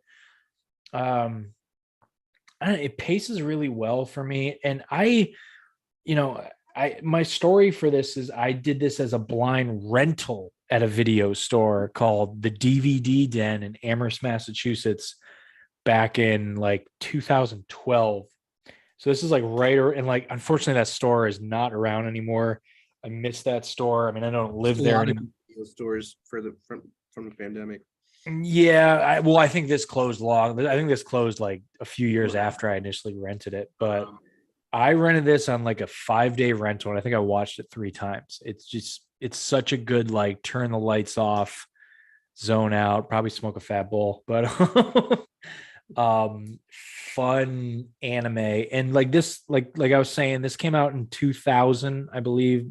The original one came back like 90s or 80s. You can really kind of feel the turn of the century with anime in this movie. It does still kind of have the artistic, feel of the golden age of anime with like, or at least that's what they call it, like the 80s and 90s. But it does, you are kind of starting to see slivers of light of what was to come with the overall aesthetic of anime. So yeah, it's a fun vampire bounty hunter action flick. Again, if you can find, I mean, there's Blu-rays of this everywhere, but there is a YouTube rip of it. That's how I watched it. Maybe it didn't do it justice, but I fucking love this movie. I've seen it a handful of times. Yeah, I like that's the all. art, the artwork in it Yeah, is very. There are not a lot of animes that I can think of that are that style of drawing. And so with that, I think that you wrapping that film up, or yeah. No, that's pretty much all I got. so with that kind of art style in mind, and something that you don't see a lot of other people doing. The next one, so this next one is a series. It's 10 episodes. I think everything else except for one other one. So I have two other series that are 26 episodes. This one is 10. So this one is a dark fantasy superhero action. Is really big in the LGBTQ community. This one is called Devilman Crybaby. It's 2018. You can check it out on Netflix. It's by Yuhei Shintaku and Kazumi Nagai, or Nagai. I'm not sure which one it is. I think it's Nagai. It's was supposed to be TV 14. It is TVMA because like the first like 2 or 3 episodes are so hypersexual that it's not even funny. You're almost just watching people just screw for like the first 3 episodes. So what's going on? So basically what's going on, and I want to add that there is another. So if you look this up and you find another anime, Devilman, it is this one is either loosely or directly related to.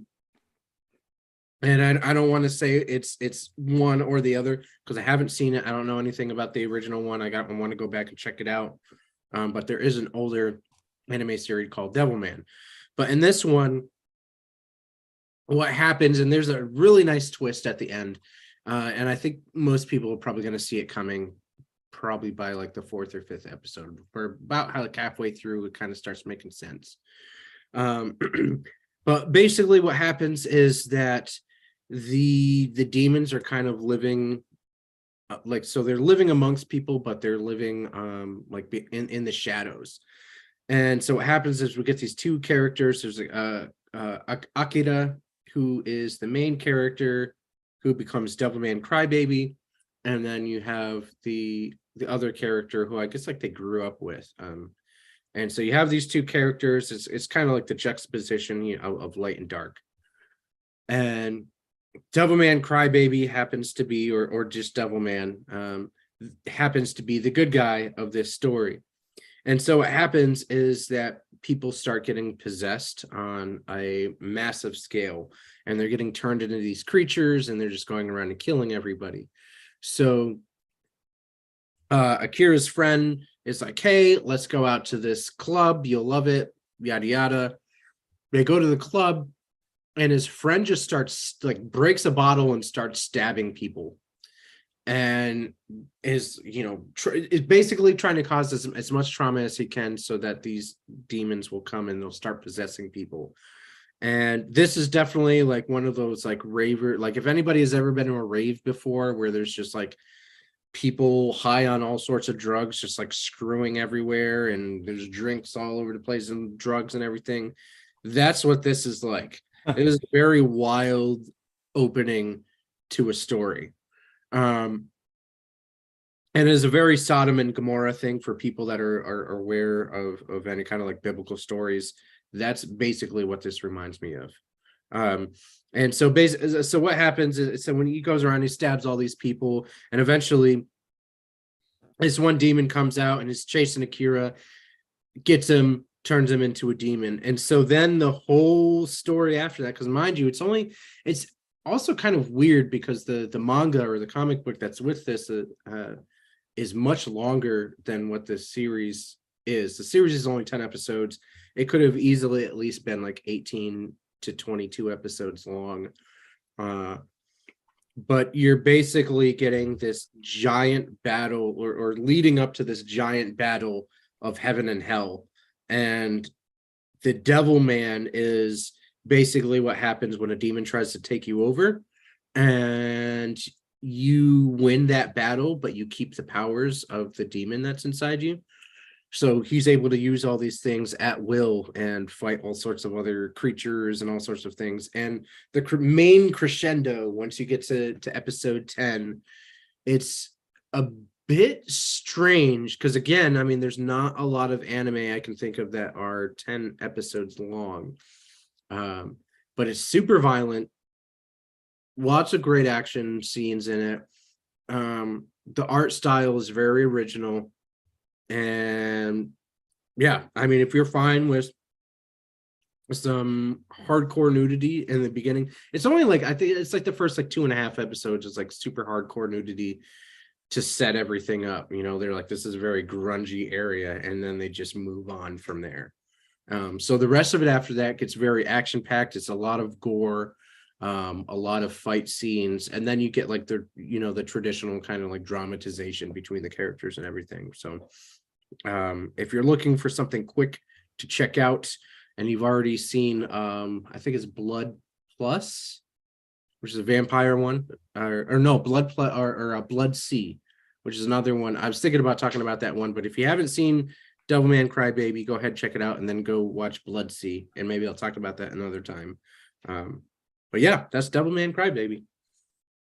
Yeah.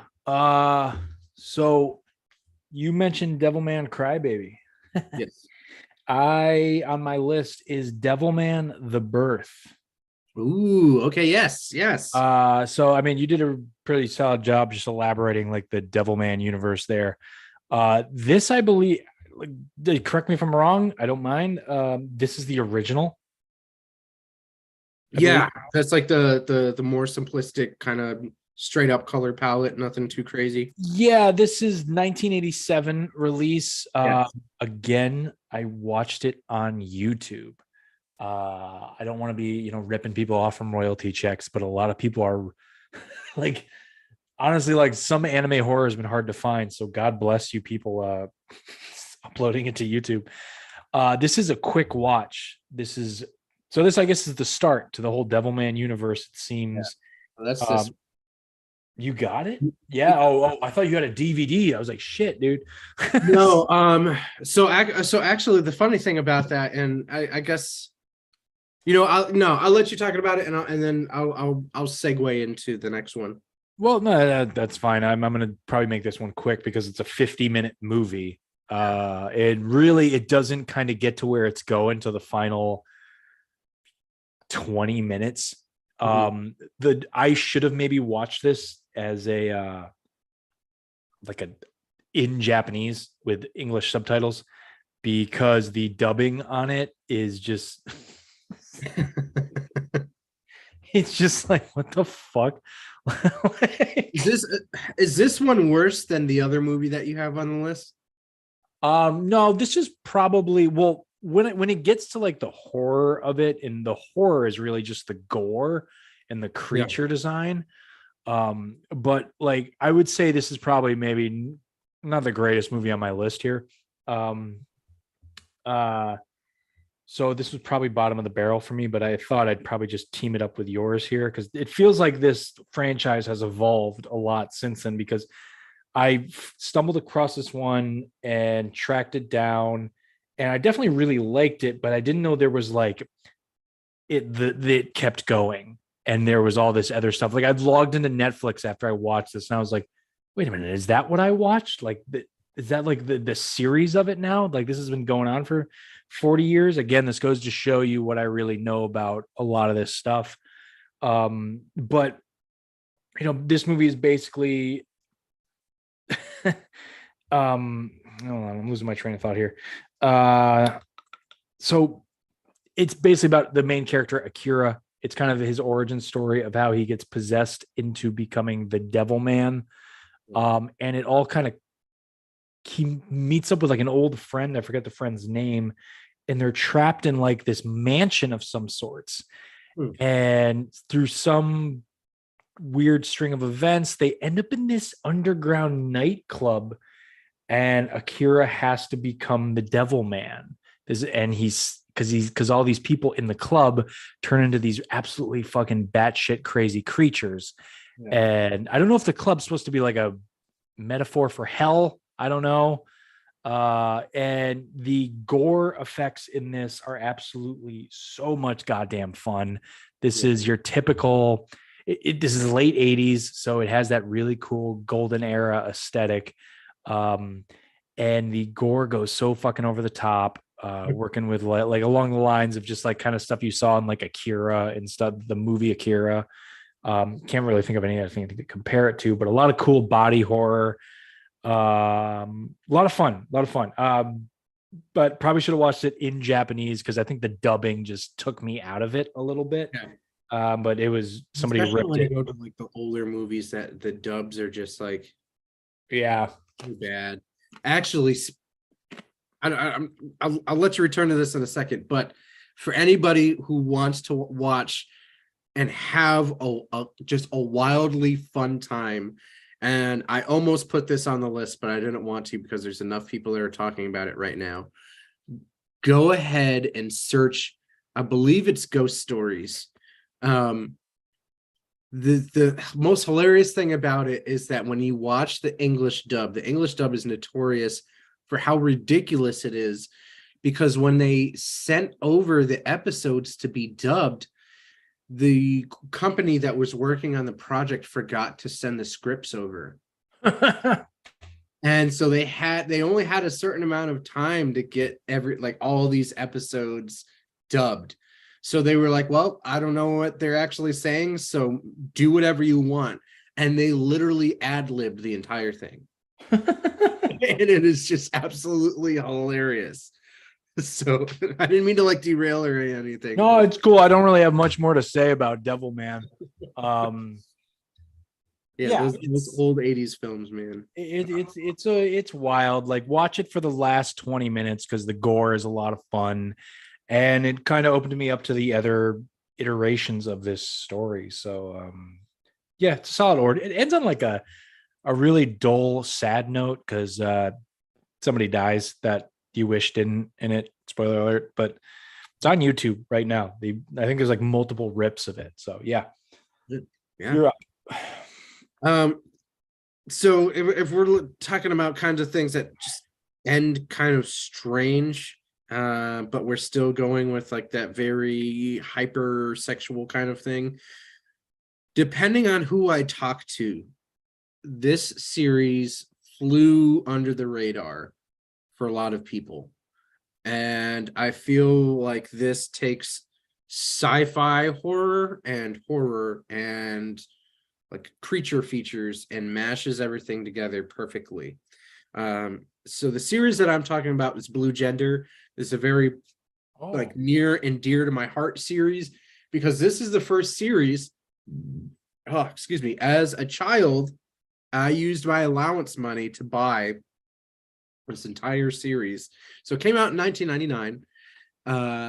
And Tyler, I don't know if you remember when you go to the Hadley Mall where the arcade was. Yeah. Right next to it was a comic book store. Yeah, I remember that place. And every now and then they had some pretty cool movie sets. Yeah, I remember. I don't remember the name of the place, but it came. I don't remember the name. I think it's like an ice cream place now. It's so sad. I know what it is, but support your local comic book shop, please. Yeah, it's So I bought like I think I bought the first 3 tapes of this series, and then I was like, you know what, I want the rest of them. And then it was like one of the first things outside of like, like a video game console or something like that, or like some like outdoors stuff. It was the first time that I was like, I actually want to buy this entire series. And it's not like now where you can just get a DVD and it has like, the whole series on one DVD. You had to buy individual VHS tapes, and I think each one had 2 episodes on it. So the series that I'm talking about is 1999's Blue Gender. It's made by Masashi Abe and Ryo Takashima, or no, Takahashi. Sorry. 26 episodes. It is definitely a mature rated show.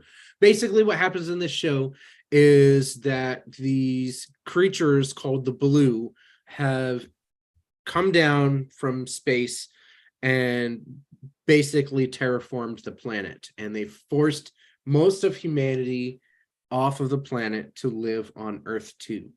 Very stereotypical name for events. So it's either Earth 2 or Second Earth. But basically it's just this giant space station that orbits Earth. And so what happens is that we meet this, I believe his name is Shinji. I could be wrong. But what happens is that we meet this. So first we're introduced to this like a reconnaissance and recovery group, and they find this capsule, like a sleeping pod that has this guy in it. His name is Shinji, and they wake him up, and he is just overwhelmed. Like he went to like there was some kind of disease that was spreading around Earth. So they put a whole bunch of people to sleep so they could find a cure. And then when they woke up, they would either have already administered this cure or give it to them already. So he wakes up and he's just flabbergasted by what's going on, because there is like anywhere that they go, there's just these giant creatures everywhere that these people are fighting in these mech suits, and they have like these weird weak spots. And when I say weird, I mean like it looks, a lot of these creatures look like they have vaginas for mouths. I don't really understand that. It's like teeth vaginas or something. I don't know. But they're like the Earthlings are fighting these creatures, and he's just kind of caught up in the middle of it. And it's his journey through going from being asleep all this time to accepting that everybody he knew is now dead, to the reality that is now around him. He keeps on trying to save people, and they keep dying because that's just the world that he lives in now, where these creatures just eat everybody. And then just like his transition from being a regular human being to waking up and experiencing all this, and then having to come to grips with like, okay, well, now this is my reality. Now I have to really just buckle down and figure out how I'm going to deal with this. Well, there's like all these giant monsters trying to kill me. So if you're looking for something that experiences or goes through the experience of like it's a very jarring, as far as like if you were to put yourself in his shoes, and you wake up and it's just like, yep, all of your friends are dead, your family's dead, and like there's giant bugs out there that are going to eat everyone. I guess it would be like if you took like the concept of waking up from cryo sleep, and Starship Troopers was happening on Earth. That's what you would get with Blue Gender. And it gets kind of dark, and there are some sex scenes and this, that, and the other thing. It's very, and when you get into anime, sex scenes are a common thing, and then over the top violence. So those are the two things that you have to expect. There's not a lot of sex scenes, but there's a few. And the interesting thing about them, especially in this one, they're not doing it because they love anybody or anything like that. They're like, well, we could die at any moment, so like we want to live. Like that's what we're doing in the moment. So it's like you may as well, because you never know when you're gonna die. So yeah, that's Blue Gender in a nutshell. It's 26 episodes. Has some pretty cool creatures, has some pretty cool mech scenes to it. There are a lot of slow parts because it's a drama, but it's also a horror show and sci-fi. So if that's the kind of thing you're looking forward to, giant mechs and creatures and all sorts of other things, check this one out and one of the other animes that we're going to be talking about in a little bit. All right. So my next one is also a 1987 release, available on Tubi right now, as well as maybe Midnight Pulp, or not Midnight Pulp, Retro Crush. Nice. I don't know about Retro Crush. It was on there a while ago, but it is a fairly popular anime that's streaming in multiple places. Oh, excuse me, I burped. Maybe like Verve or Crunchyroll or something like that. Yeah, maybe. I don't have those, but it's a possibility. This is a sci-fi horror, and I'm going to explain the plot right after I say the title here. This is Lily Cat. Oh yeah, okay. There's so many people that I read on the internet that they're just like, this is such a base level horror, and I don't care. I fucking love Lily Cat. And I think the reason why I love Lily Cat is because it's a plot I completely recognize. This movie is basically Alien and The Thing. Yeah. As an anime. Like it's about the crew of a interplanetary starship that begins to fight for survival because an alien force has taken control of their aircraft.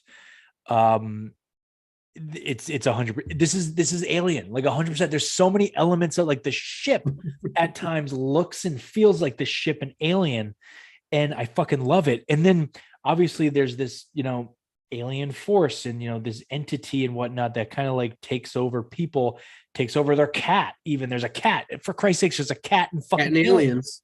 Yeah. Yes. I mean, that just goes to show how influential Alien and Aliens. Of course. Yeah, it really was.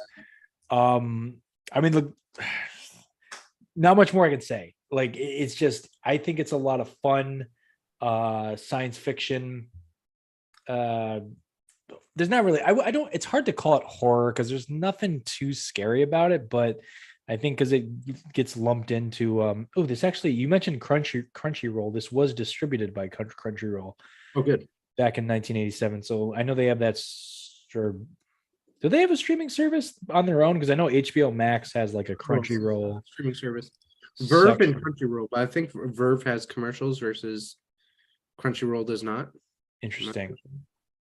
There's a couple other ones that people are like, I guess if people are really interested in checking out like some different animes. I mean, I could have listed at least like 20 or 30 different like horror animes, but people may not know and some ones that people will know. But yeah, no, I haven't seen that one yet. You haven't seen this one? I haven't. But it's I feel like it's the same kind of vibe where it's like if you were going to sit down and watch Wicked City or the other one that neither of us have mentioned yet, this would be right in the same category as far as that and feel of animation. And plus it's just really cool to go back and see how animation was done back then versus now. Yeah. It was very much like you could tell the studios apart, and you could tell that people really cared about their work and the way that they were drawing everything and putting everything together versus like now. I feel like you could show me 10 animes back to back, like clips of them, and if I didn't know them, I'd probably think it was the same one because they look so similar now. Yeah. There's also just some crazy sci-fi elements. Sorry, I just did like a horrible transition from everything you just said. There's cool sci-fi elements in Lily Cat, though. Like with like the light years they are away from Earth. They're fucking 20 years from home in this. I'm just looking at some of my notes here. The years like 2264. They took like deep sleep capsules or whatnot. Or I don't know if they were in but I think I don't know. I don't know if they're like in like pods or something, but um, yeah, I don't know. There's cool like sci-fi and that like kind of compares to Alien, but it also there's always in the film there's these elements of who is infected by the alien Yeah. throughout it, and so that's where kind of the element of John Carpenter's The Thing comes into play that reminds people of it. It's fun. I think it's a lot of fun. And it's just again from that golden era of anime that I love. Yeah, again, check it out. Streaming on Tubi or Midnight Pulp. Or not, I said it again. Retro Crush. Sorry. Retro Crush. All right, Midnight does have a lot of cool things on it, though. Oh my God, Retro Crush is so dope.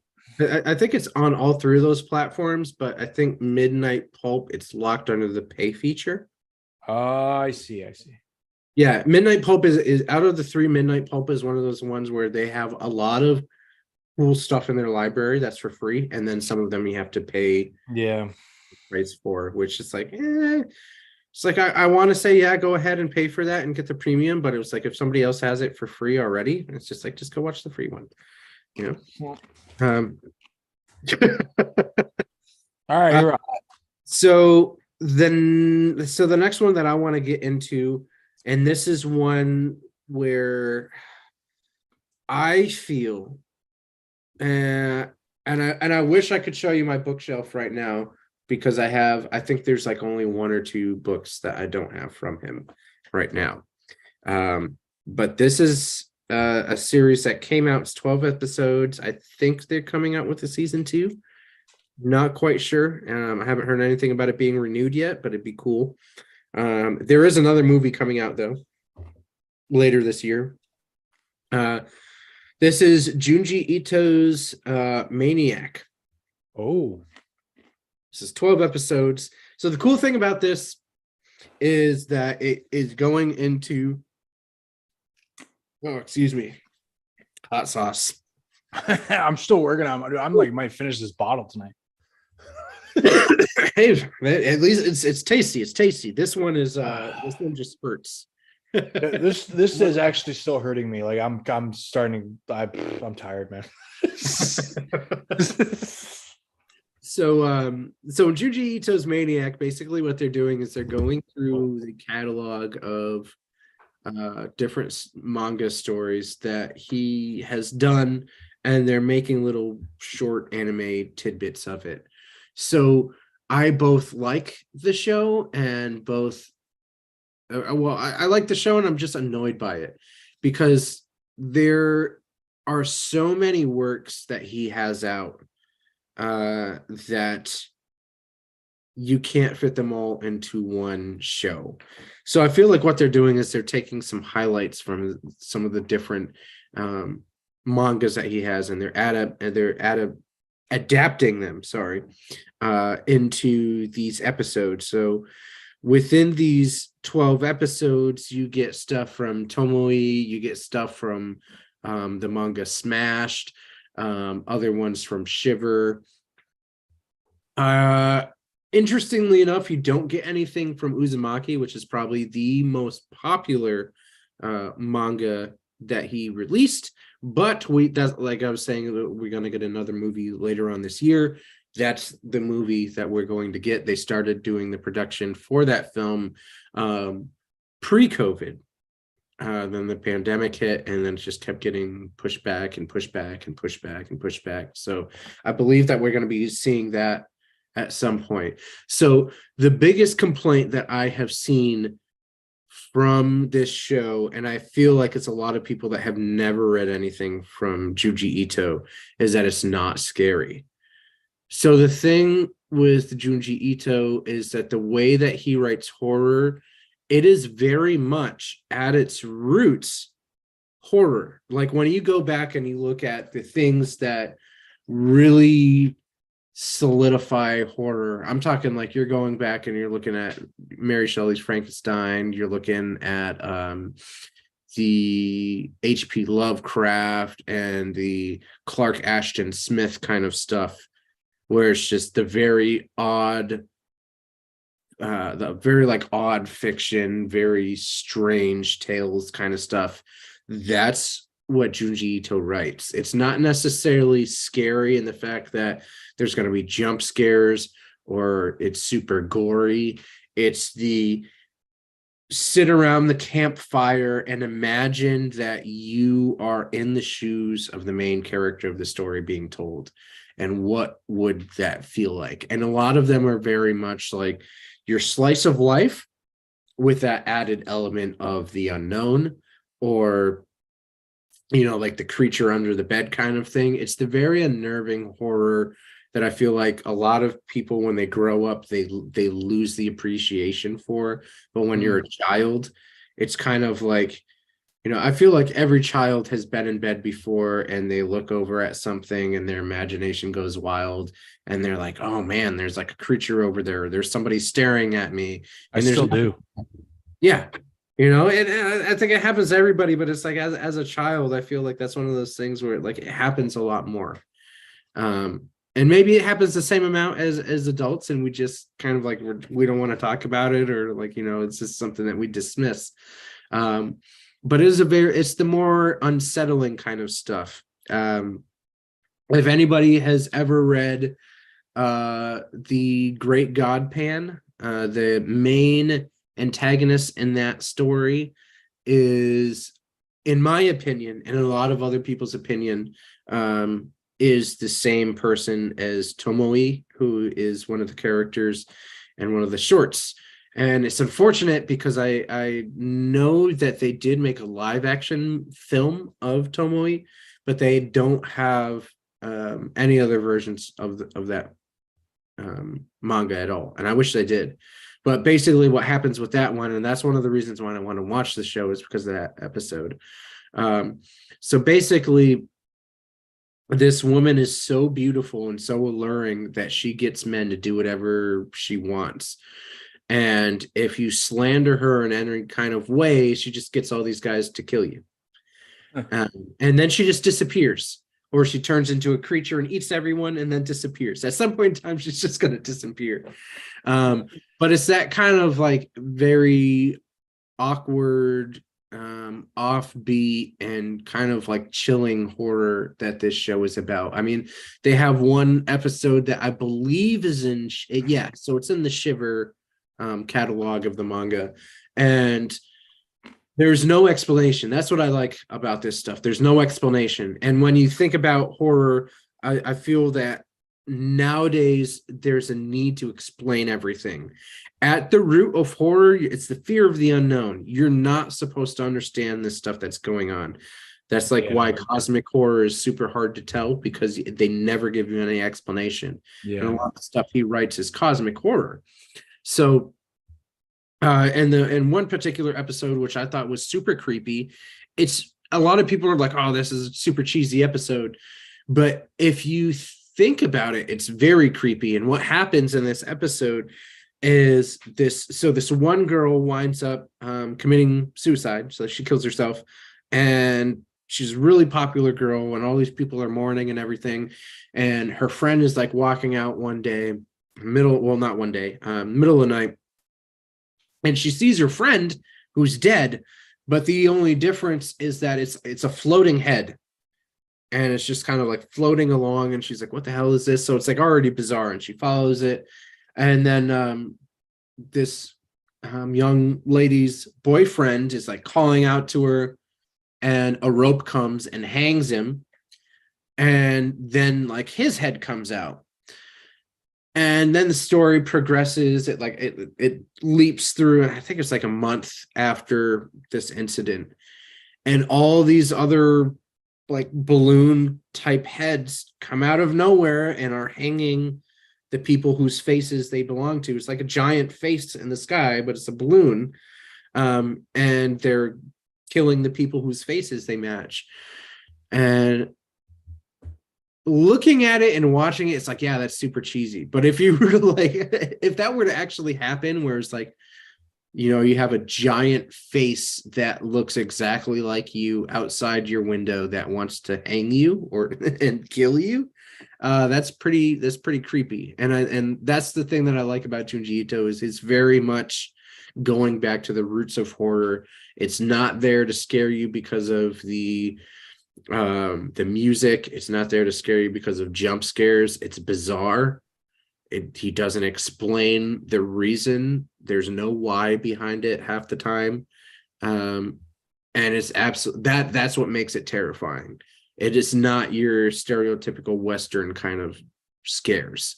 So if you're looking for something to watch that is pretty easily digestible, I think there's two to three stories per each episode. Um, that is definitely something I would check out for the beginning of the year. Is the Junji Ito Maniac, 12 episodes, TVMA. I don't know how to follow all that. But I'll try. No, that's where's that? So where is that like available to watch again? You can watch it on Netflix. Perfect. Okay. Cool. So I don't actually, so my next one, and I know you're gonna like this one, so you can probably chime in a lot as well because it's streaming on Tubi, but I got it on DVD and I watched it. I don't think I picked up and watched the DVD since I bought it. I love this movie. It is none other than 1995's Memories. Three different directors because it's three different stories. Katsushiro Otomo, who made Akira, I believe, did one of the stories. Also, I forgot he did Steam Boy Yes. 2004, which I feel like you let me borrow that movie a ton of times. Yeah. I think it was you. Yeah, like I borrowed that movie a shit ton. Steam Boy. Do you still very, very off topic? I don't care at this point anymore. I just want to make sure it's somewhere. But do you still have Robotech, right? Yeah, I still have Robotech right here, too. I have not lost your. I really got to mail that to you. It's a fucking box set of Robotech. Oh, I'll tell you what. When's your birthday again? Such a good show. Definitely not horror, but when's your birthday? I'll tell you later. Oh, you don't want? Yeah, that's true. Maybe we shouldn't reveal like. I'll just like mail it to you for your birthday. Yeah, because I have no need to watch it. I think I finished it like 6 years ago. That goes to show you how long I've had it. But this is why did he work on Robotech? No. Oh, not at all. You just mentioned that you had the DVD, and I was like, oh yeah, that's right.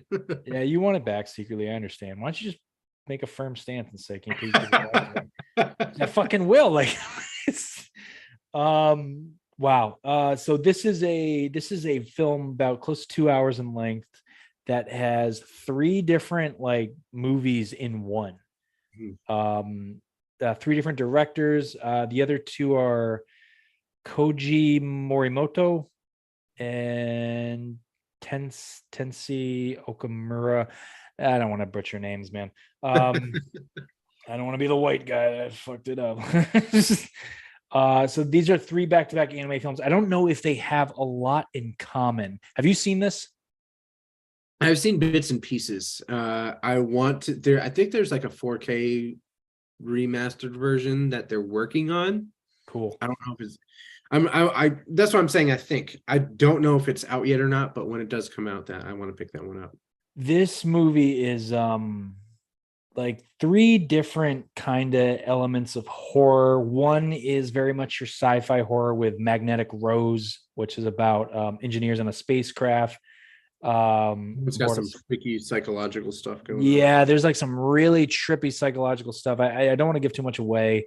They encounter like a disturbing paranormal force. Let me just start by saying this was a blind buy for me. We're having a lot of nostalgia here about like physical media stores tonight that in like our hometown or in the area. I went into Turn It Up in Northampton, Mass one day. Yes. So I always is it still there? It's still there, dude. I still make time whenever I'm home to visit to run out for a couple hours. Even if I don't buy anything, I will go in and flip through records, see what's on the used DVD rack. And this was on there one day back in like 2013. And I think it's because like I don't know. I think that the guy that worked there, he's just like, oh, I love Memories. Like one of the directors of it is the guy who did Akira. You like Akira, right? I was like, yeah, I like Akira. I fucking love Akira. And so I just took it home and put it in, and I don't think you can even on my DVD. I don't even think you can watch it dubbed in English. So or maybe you probably can, but I couldn't figure it out for some reason. No, on the DVD, it's the only language is Japanese 5.1 Dolby Digital. The rest, it's all subtitles after that, which is fucking cool because I think if I watched this dubbed, I don't know if I'd like it that much. And I think like the delivery is so impactful. There's great drama in all three of these stories. Magnetic Rose, Stink Bomb, and Cannon Fodder are the three stories. I don't know if these are spawned from any comics or manga or something. I don't know. I don't have that kind of knowledge. I feel like Cannon Fodder could be a manga, Interesting. but I don't know if it is. It feels like it. Yeah. You know what I Yeah. mean? Yeah. It gave me I think like in hindsight, in hindsight, I kind of got like some Attack on Titan vibes upon a rewatch, even though the plot's a little different, but it does take place in this city that just kind of had an aesthetic that reminded me of Attack on Titan. But the other two stories, that Magnetic Rose is the one that takes place in space, which is just I don't like fucking space. Um I like if we all have to leave the planet, I'm staying. Like, just fucking end the world. I'll be here. I'm staying. I don't want to go into space. The second one, Stink Bomb, is kind of a body horror. Like a lab worker like by accidentally swallows this chemical weapon and she just turns into like a fucking killing machine. And it's very like, it's not the same director as Akira, but there's like Akira vibes to it, in my opinion. The third one kind of does a lot of paranoia horror, with a young boy and his father that are basically fighting for survival in a big, big city, amongst some things that I'll just let people go see the movie and check it out. Just I just like really got emotionally invested in every character or the main characters, I should say, in all three of these stories. This is just like great writing altogether. It's hard to like talk about the writing with animation because it's such a spectacle that you see in these movies with the animation. But I was so fucking invested in all these characters. I don't know why this isn't my last one I'm going to talk about, just because I think I just have a great kinship to my last one I'll talk about. But it's streaming on Tubi right now. Hunt it down. It's a solid 2 hours. Watch it in Japanese, please. think that's the only way that you can watch it. Good, because I find it anywhere that is not in Japanese. Still just watching. I don't know. I feel like watching this with an English dub might take away from it. Like I can watch Akira in English dub. A lot of big animes. Like I can get away with it, but this one, just something about it. I was like, no, this needs to be in its native language. Well, Akira was kind of the same way that Princess Mononoke was, where they had some pretty decent voice actors. Yeah, true. So that's Memories. I watched it on DVD. Have a copy. I did a blind buy on, but it's also streaming on Tubi. Honestly, I feel like Memories is one of those shows, or not shows, like compilations that everybody should have in their film collection. Yeah, they do mention they do mention like episodes. Like I don't know if this aired originally on like TV in Japan as episodes or whatnot, but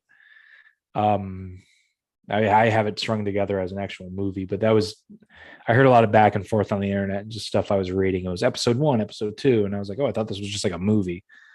All right, you're up. All right, so this is the last one on my list. This is probably going to upset some people when I say this, but if you look at it in the grand scheme of things, you'll be like, okay, yeah, it makes sense. So this series is world renowned, one of the best series, animated or not, ever made, literally. It's a horror psychological thriller with a mech backdrop. The mechs are not Yes, I know what you're getting at. mechs are not the main part of this, but they make the show. I am talking about none other than Hideaki Anno's 1995's Neon Genesis Evangelion. All right. I think I watched this on Netflix, like all the whole series, but I know there's multiple. So was it so here's the thing though, right? Because there's so many different versions of it.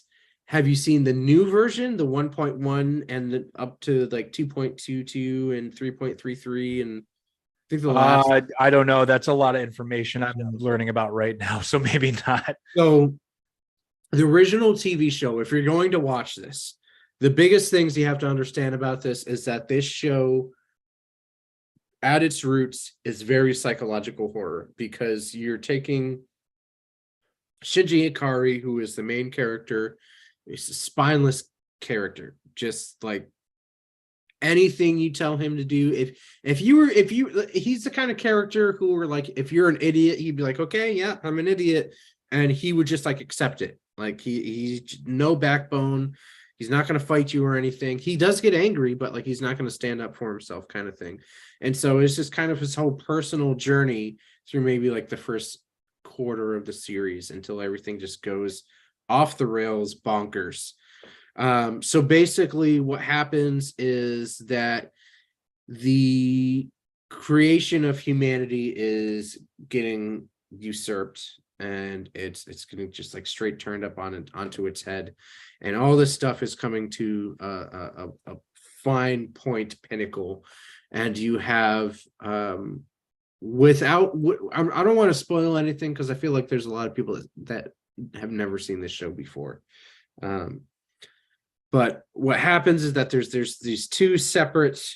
So if you go back in the Bible, there's Adam and there's Eve, and they go 10 toes down into the lore of Adam and Eve and what they represent, and they take all these different kind of mythological ideas and a lot of philosophical ideas, and they just dump all this stuff into a crock pot like it's the Powder Puff Girls with the sugar spice and everything nice, but there's nothing nice about this show.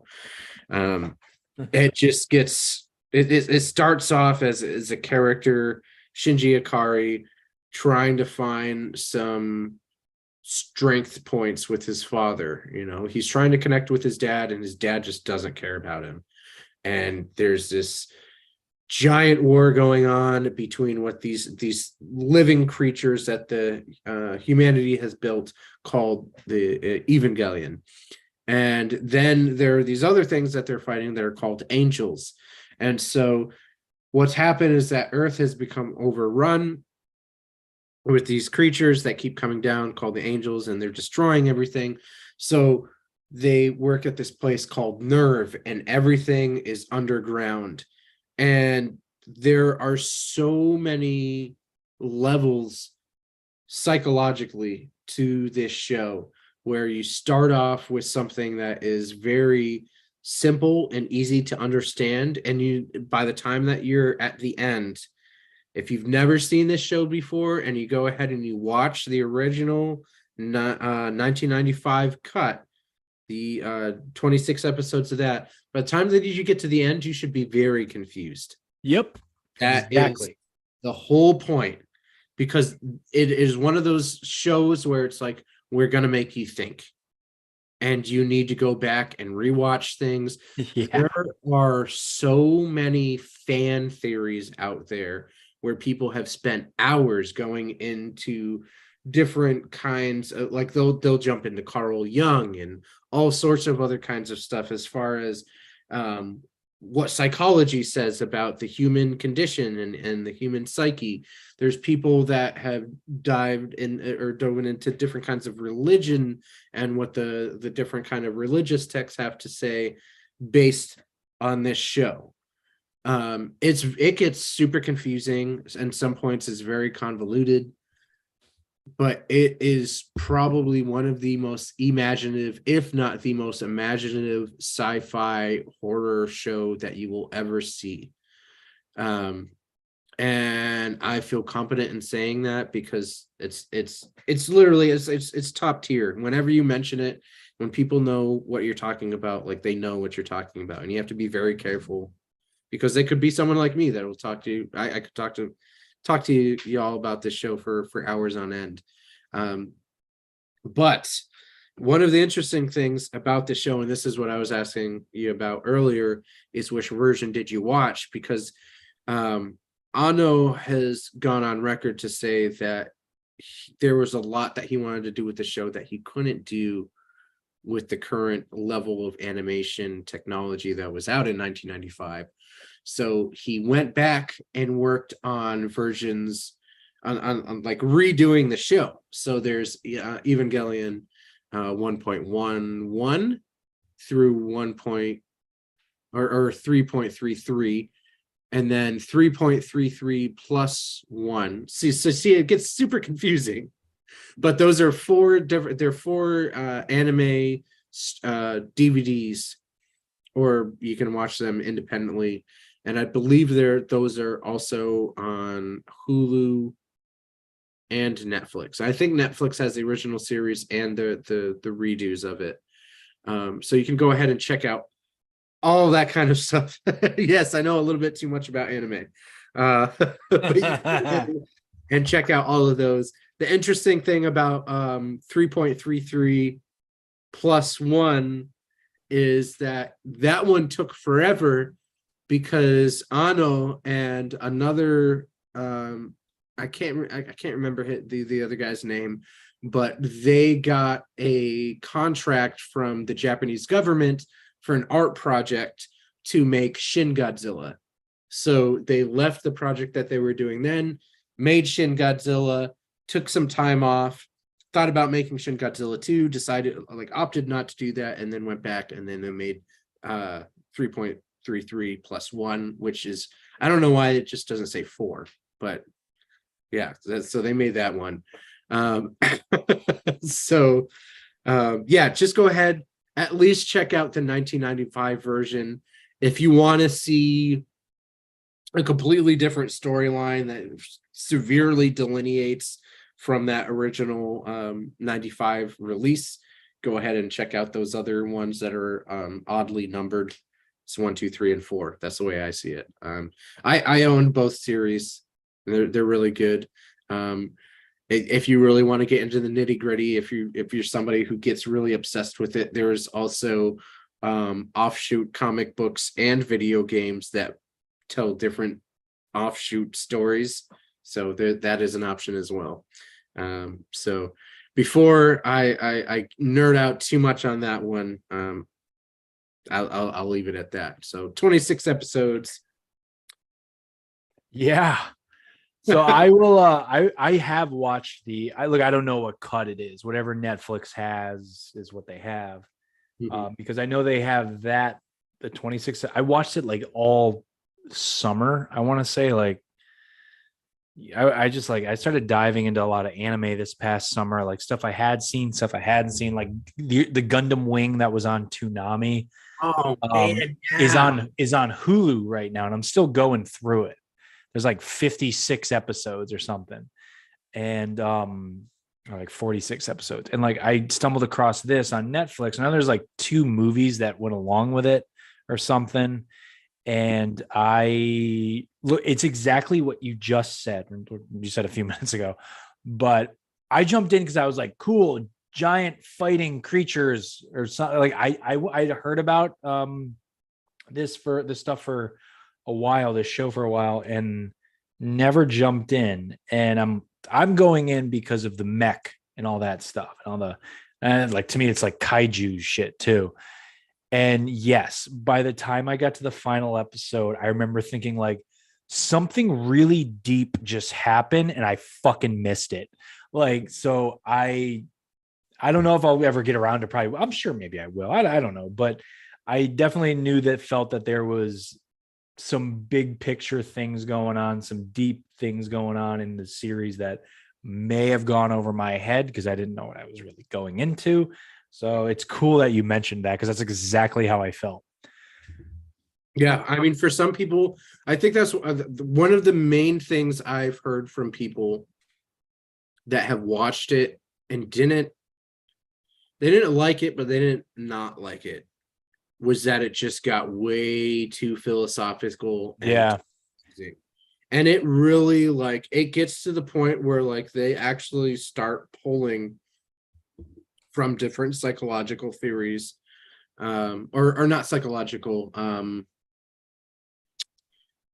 goodness, different, like different psychology, like different psychology people, and like the stuff that they've written about. The beer is hitting me now, so I'm having like the fuzzy moments. It's all good. We only have one more movie to talk about. All But right. yeah, go check it out. Go check it out. Neon Genesis Evangelion, 1995. All right. Final one of the night is coming from me. I don't know if I'm going to top all that information. But I will at least attempt to wow people because I hold this movie, like, for some goddamn reason, near and dear to me. Probably because I look, I love films like Akira and Ghost in the Shell. But I can't, those weren't like my first violent animes that I saw. Yeah. I think this one may have been, I mean, outside of like Dragon Ball Z and Gundam Wing and stuff, because I think I caught this around the time I was running home after school to watch Toonami on Cartoon Network. Um, this is a 1988 release, and when it started popping up on streaming, like the last few years, I started like sprinting around my house, like, fuck yeah. Like, and there's like been an internet fan base about it too. And I'm like, other people have seen this. I'm like, of course, other people see it. Like, there's anime films all over. Anytime I get in an anime conversation, I have to talk about 1988's Demon City Shinjuku. Yes.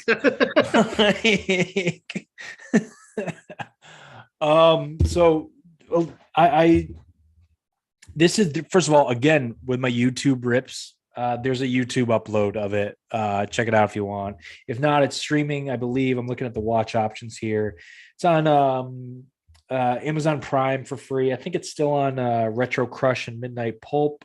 I think that might be for free on there. And I know there's upgrades and stuff. There's all these other like smaller streaming services like Plex that's ad based. I've actually checked that out. There's actually some cool stuff on there. It's on there. It's on Crackle, which I guess is still a thing. That was like one of the first streaming services of all time. Yeah, this is, I think, to me, when I think of the golden age of anime, the 80s and the 90s, the aesthetic and like the kind of stories that came from it, I just think of Demon City Shinjuku for some reason. It is about a, like, just the color palette of the movie, the reds, the blues, the purples, so fucking, like, it gets, like, when it needs to get dark, it gets fucking dark, and like the creatures are creepy as shit. Basically the plot, it has a good opening. It's fucking people fighting with swords in Tokyo. I mean, it has the same color scheme, I feel, as Wicked City. Yeah, it's of that same era. So like it's I don't know if it's the same like studio behind it or whatnot, but it's based off a manga, I believe. At least that's just Yeah. So it's adapted from the yeah. So it's about a warrior named Kiyoya, I believe is his name, whose father was a great warrior who was killed at the hands of the diabolical psychic. His name's Rebbe Ra. Cool fucking villain, I have to say. I think that's one of the intriguing things about the movie. He's just like a cool looking villain. And basically what Rebbe Ra has done is he's opened a portal to hell in the city of Shinjuku.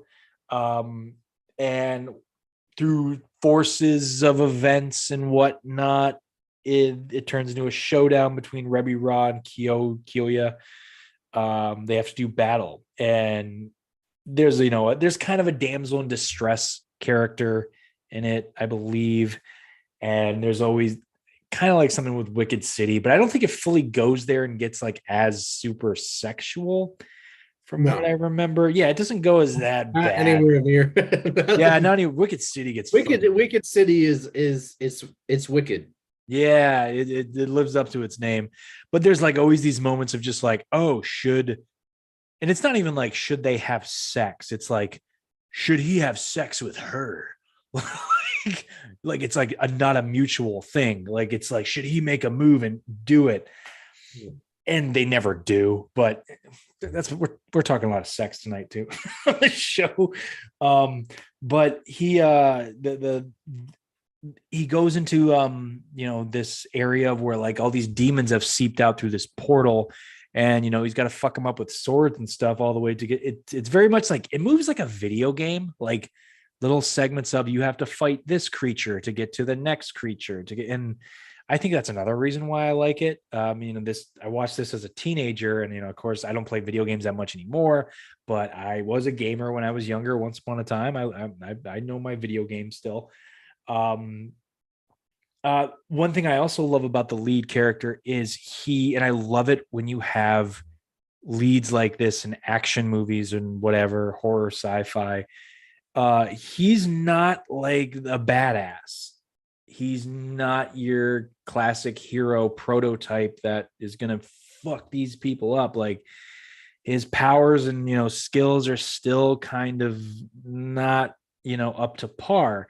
And you know I like seeing that because I guess, you know, if I was in a situation like fighting demons that have entered a port through a portal, oh boy, I think Cedric got booted off. Now it's literally just me alone with no video.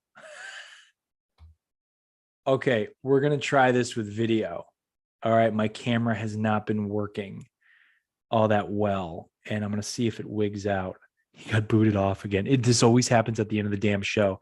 And there goes my camera screwing up. Fucking A. Here we go again. It's a Hot Genre Topics official. Generic has been booted off, and my internet crashed again.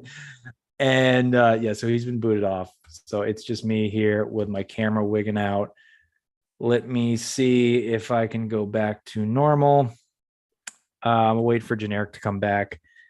Like I'll wrap this up real quick. Demon City Shinjuku is just a classic movie I saw at a young age. I think it was on the Stars channel, like at 3:00 in the afternoon on like a Tuesday or something. Like I just remember coming home and watching it, and there was that, and I fucking loved it.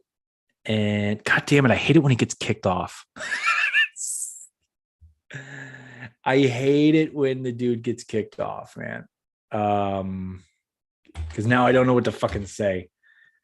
Except I'm gonna shut my camera off again because I don't know, it's just wigging out again. All right. I'm wrapping it up.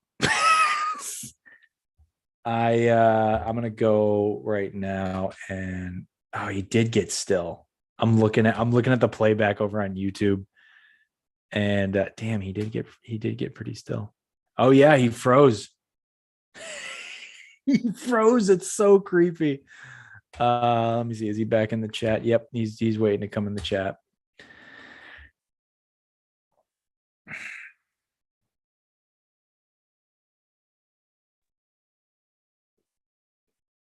Hello. Yo, I'm back. I'm back. I'm back. I Got my nice background. I'm on my phone now. this is like last week. This is hence the reason why we're talking about ways to expand this show. Yeah. Well, look, I just finished talking about Demon City. We're going to be putting in a lot of. We're going to be doing a lot of research. I think I'm going to be going the route of Patreon, maybe. Yeah. Get the technology boost up there. Well, look, I just finished talking. Dude, like the most people have tuned in as right now as we're going to probably cap off the show. I just finished talking about Demon City Shinjuku. I actually turned my camera on and then it started wigging out. So I'm gonna see what happens right here. Hello, everybody. Oh, So that's our anime. Yep, there I go again. there See? you go. There you go. Goodbye. So that's our list of anime horror. That was a fun one. I could tell it was fun for you. Yeah, I think I think part of it was the beer. To be quite honest, I mean, I don't know what percentage this is, but it's really tasty. And I had a few beforehand. But yeah, I wanted to talk about this for a while. If this is something, because we already know what we're doing for the next episode, but if y'all want to see us or hear us talk about anime horror anymore or any of that sort of kind of thing, just let us know. Yeah, there's a lot of anime horror that I feel a lot of people just are not aware of. And it's great because it's one of those things where the more that you watch, you realize it's like it's not all Pokemon and Dragon Ball Z. Like there's a lot of it's very genre driven. It's just drawn out, you know. So Yeah, dude, definitely. All right. Do we have anything we need to plug before we call it a night? I'm going to be dropping a couple of blog posts for my blog over at generic.com or wordpress.generic.com because I don't have my own web service yet. I'm getting there. I did just drop the newest episode with Marcus Hawk, a horror author, on my podcast, the Generic Podcast. So you can go ahead and you can check that out. And at some point in time, I probably will start streaming some different horror and sci-fi video games. So go ahead and follow me if you haven't already on social media. So TikTok and Instagram, same name over there on Generic. I have quite a few movie reviews.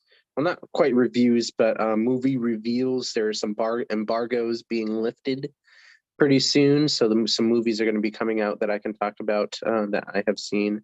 And I would love. There's actually 2 films that I wanted to talk about this evening, but I couldn't talk about them yet because they're not out. So keep an eye on my TikTok for those and the links to those kinds of things. And then yeah, that's all for now on my end. So it's just TikTok and Instagram. All right, cool. I have a new episode of The Basement, and I thought maybe I'd say it here on this show because I announced it last week. And you've known for a while. I've said it. You have said it behind the scenes. I'm in the farewell tour over there on The Basement. I've just done everything I've needed to do with it. Yeah. But I still got some episodes coming out probably in the next couple months. But I thought I'd announce it right now because I've seen so many people do a podcast where like they just quit. Yeah. Like they're just like, hey, like they'll put up a video on their Instagram like, hey, this show is no more. Thank you very much and bye. And like I'd rather just like come out a few months ahead of time and just kind of be like, hey, here's what's going on. And look, it's nothing bad. I just thought I'd say because I know like there's people. This show is definitely turned on. It's turned on other people. No, it's gotten people over to my show as well. We got to both our separate shows as well. Yeah. And so like I've definitely got some listeners that have come over from Hot Genre Topics to check it out. And I appreciate that so much. And if you haven't even listened to all the episodes, I think by the time all is said and done, I'll probably have like 130. I've been going 2 years straight on a weekly basis. I just look, I'll give my excuse here is I kind of, there's some other things I want to do and I don't really know. I know what they are yet. I do want to continue podcasting and I think I have some ideas for something down the road. Yeah, but that's, for another time, but it's just time. It's time to send my kid to college. That's a metaphor. You know what I mean? Just let go, enjoy it. It was a great run, and I'm happy, and I want to try new things. There's that, but there's a new episode tomorrow, and there will be an episode probably the next couple months until I cap things off over there. And I don't know. I was getting emails during the show here from the editor of a website I pitched something for, and they took it, but I got to do a quick rewrite on it. Got to add like 200 more words. This Tuesday is the 20th anniversary of Final Destination 2, and I wrote up a retrospective about it for a website. So hopefully by Tuesday it'll be published. So you may be able to catch just something I wrote this week over on a new website I just picked up a little gig for.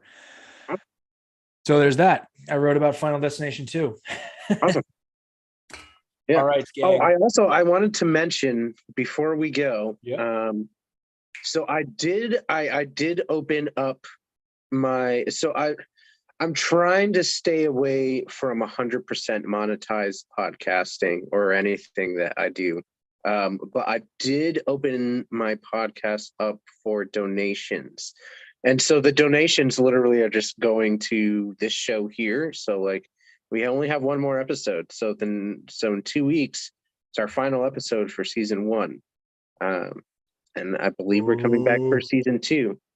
But the donations that I opened up, so there are a lot of things that are going to be going, that stuff is going to be going towards. Ultimately, the reason why I opened that is because I want to be able to get enough donations going and enough listeners on the podcast, and then for my blog, that if I have enough going, I can list some different either book projects that are going, some literary projects that are going for different authors, or some different projects that are going for filmmakers. And I would take some of that money and put it towards that. Also, fun fact, if none of you know, Tyler and I did make one film way back in the day. I believe you can find it on the website. On his end, on Ryan Road Film Company, we did make a video, and he has made some other short films as well. But I would like to put some money towards that and possibly have another movie with me and Tyler behind that at some point. So the donations are open. It's really just to get better equipment so his webcam works and my internet stops cutting out. No, my don't make us look like fucking poor No, I mean we're not poor schlocks or anything, but it's like the higher tier stuff is pretty expensive. So and I'm not afraid to admit that. I mean there's a lot behind the scenes that goes into these kinds of things. So that's why I opened up the donations on that.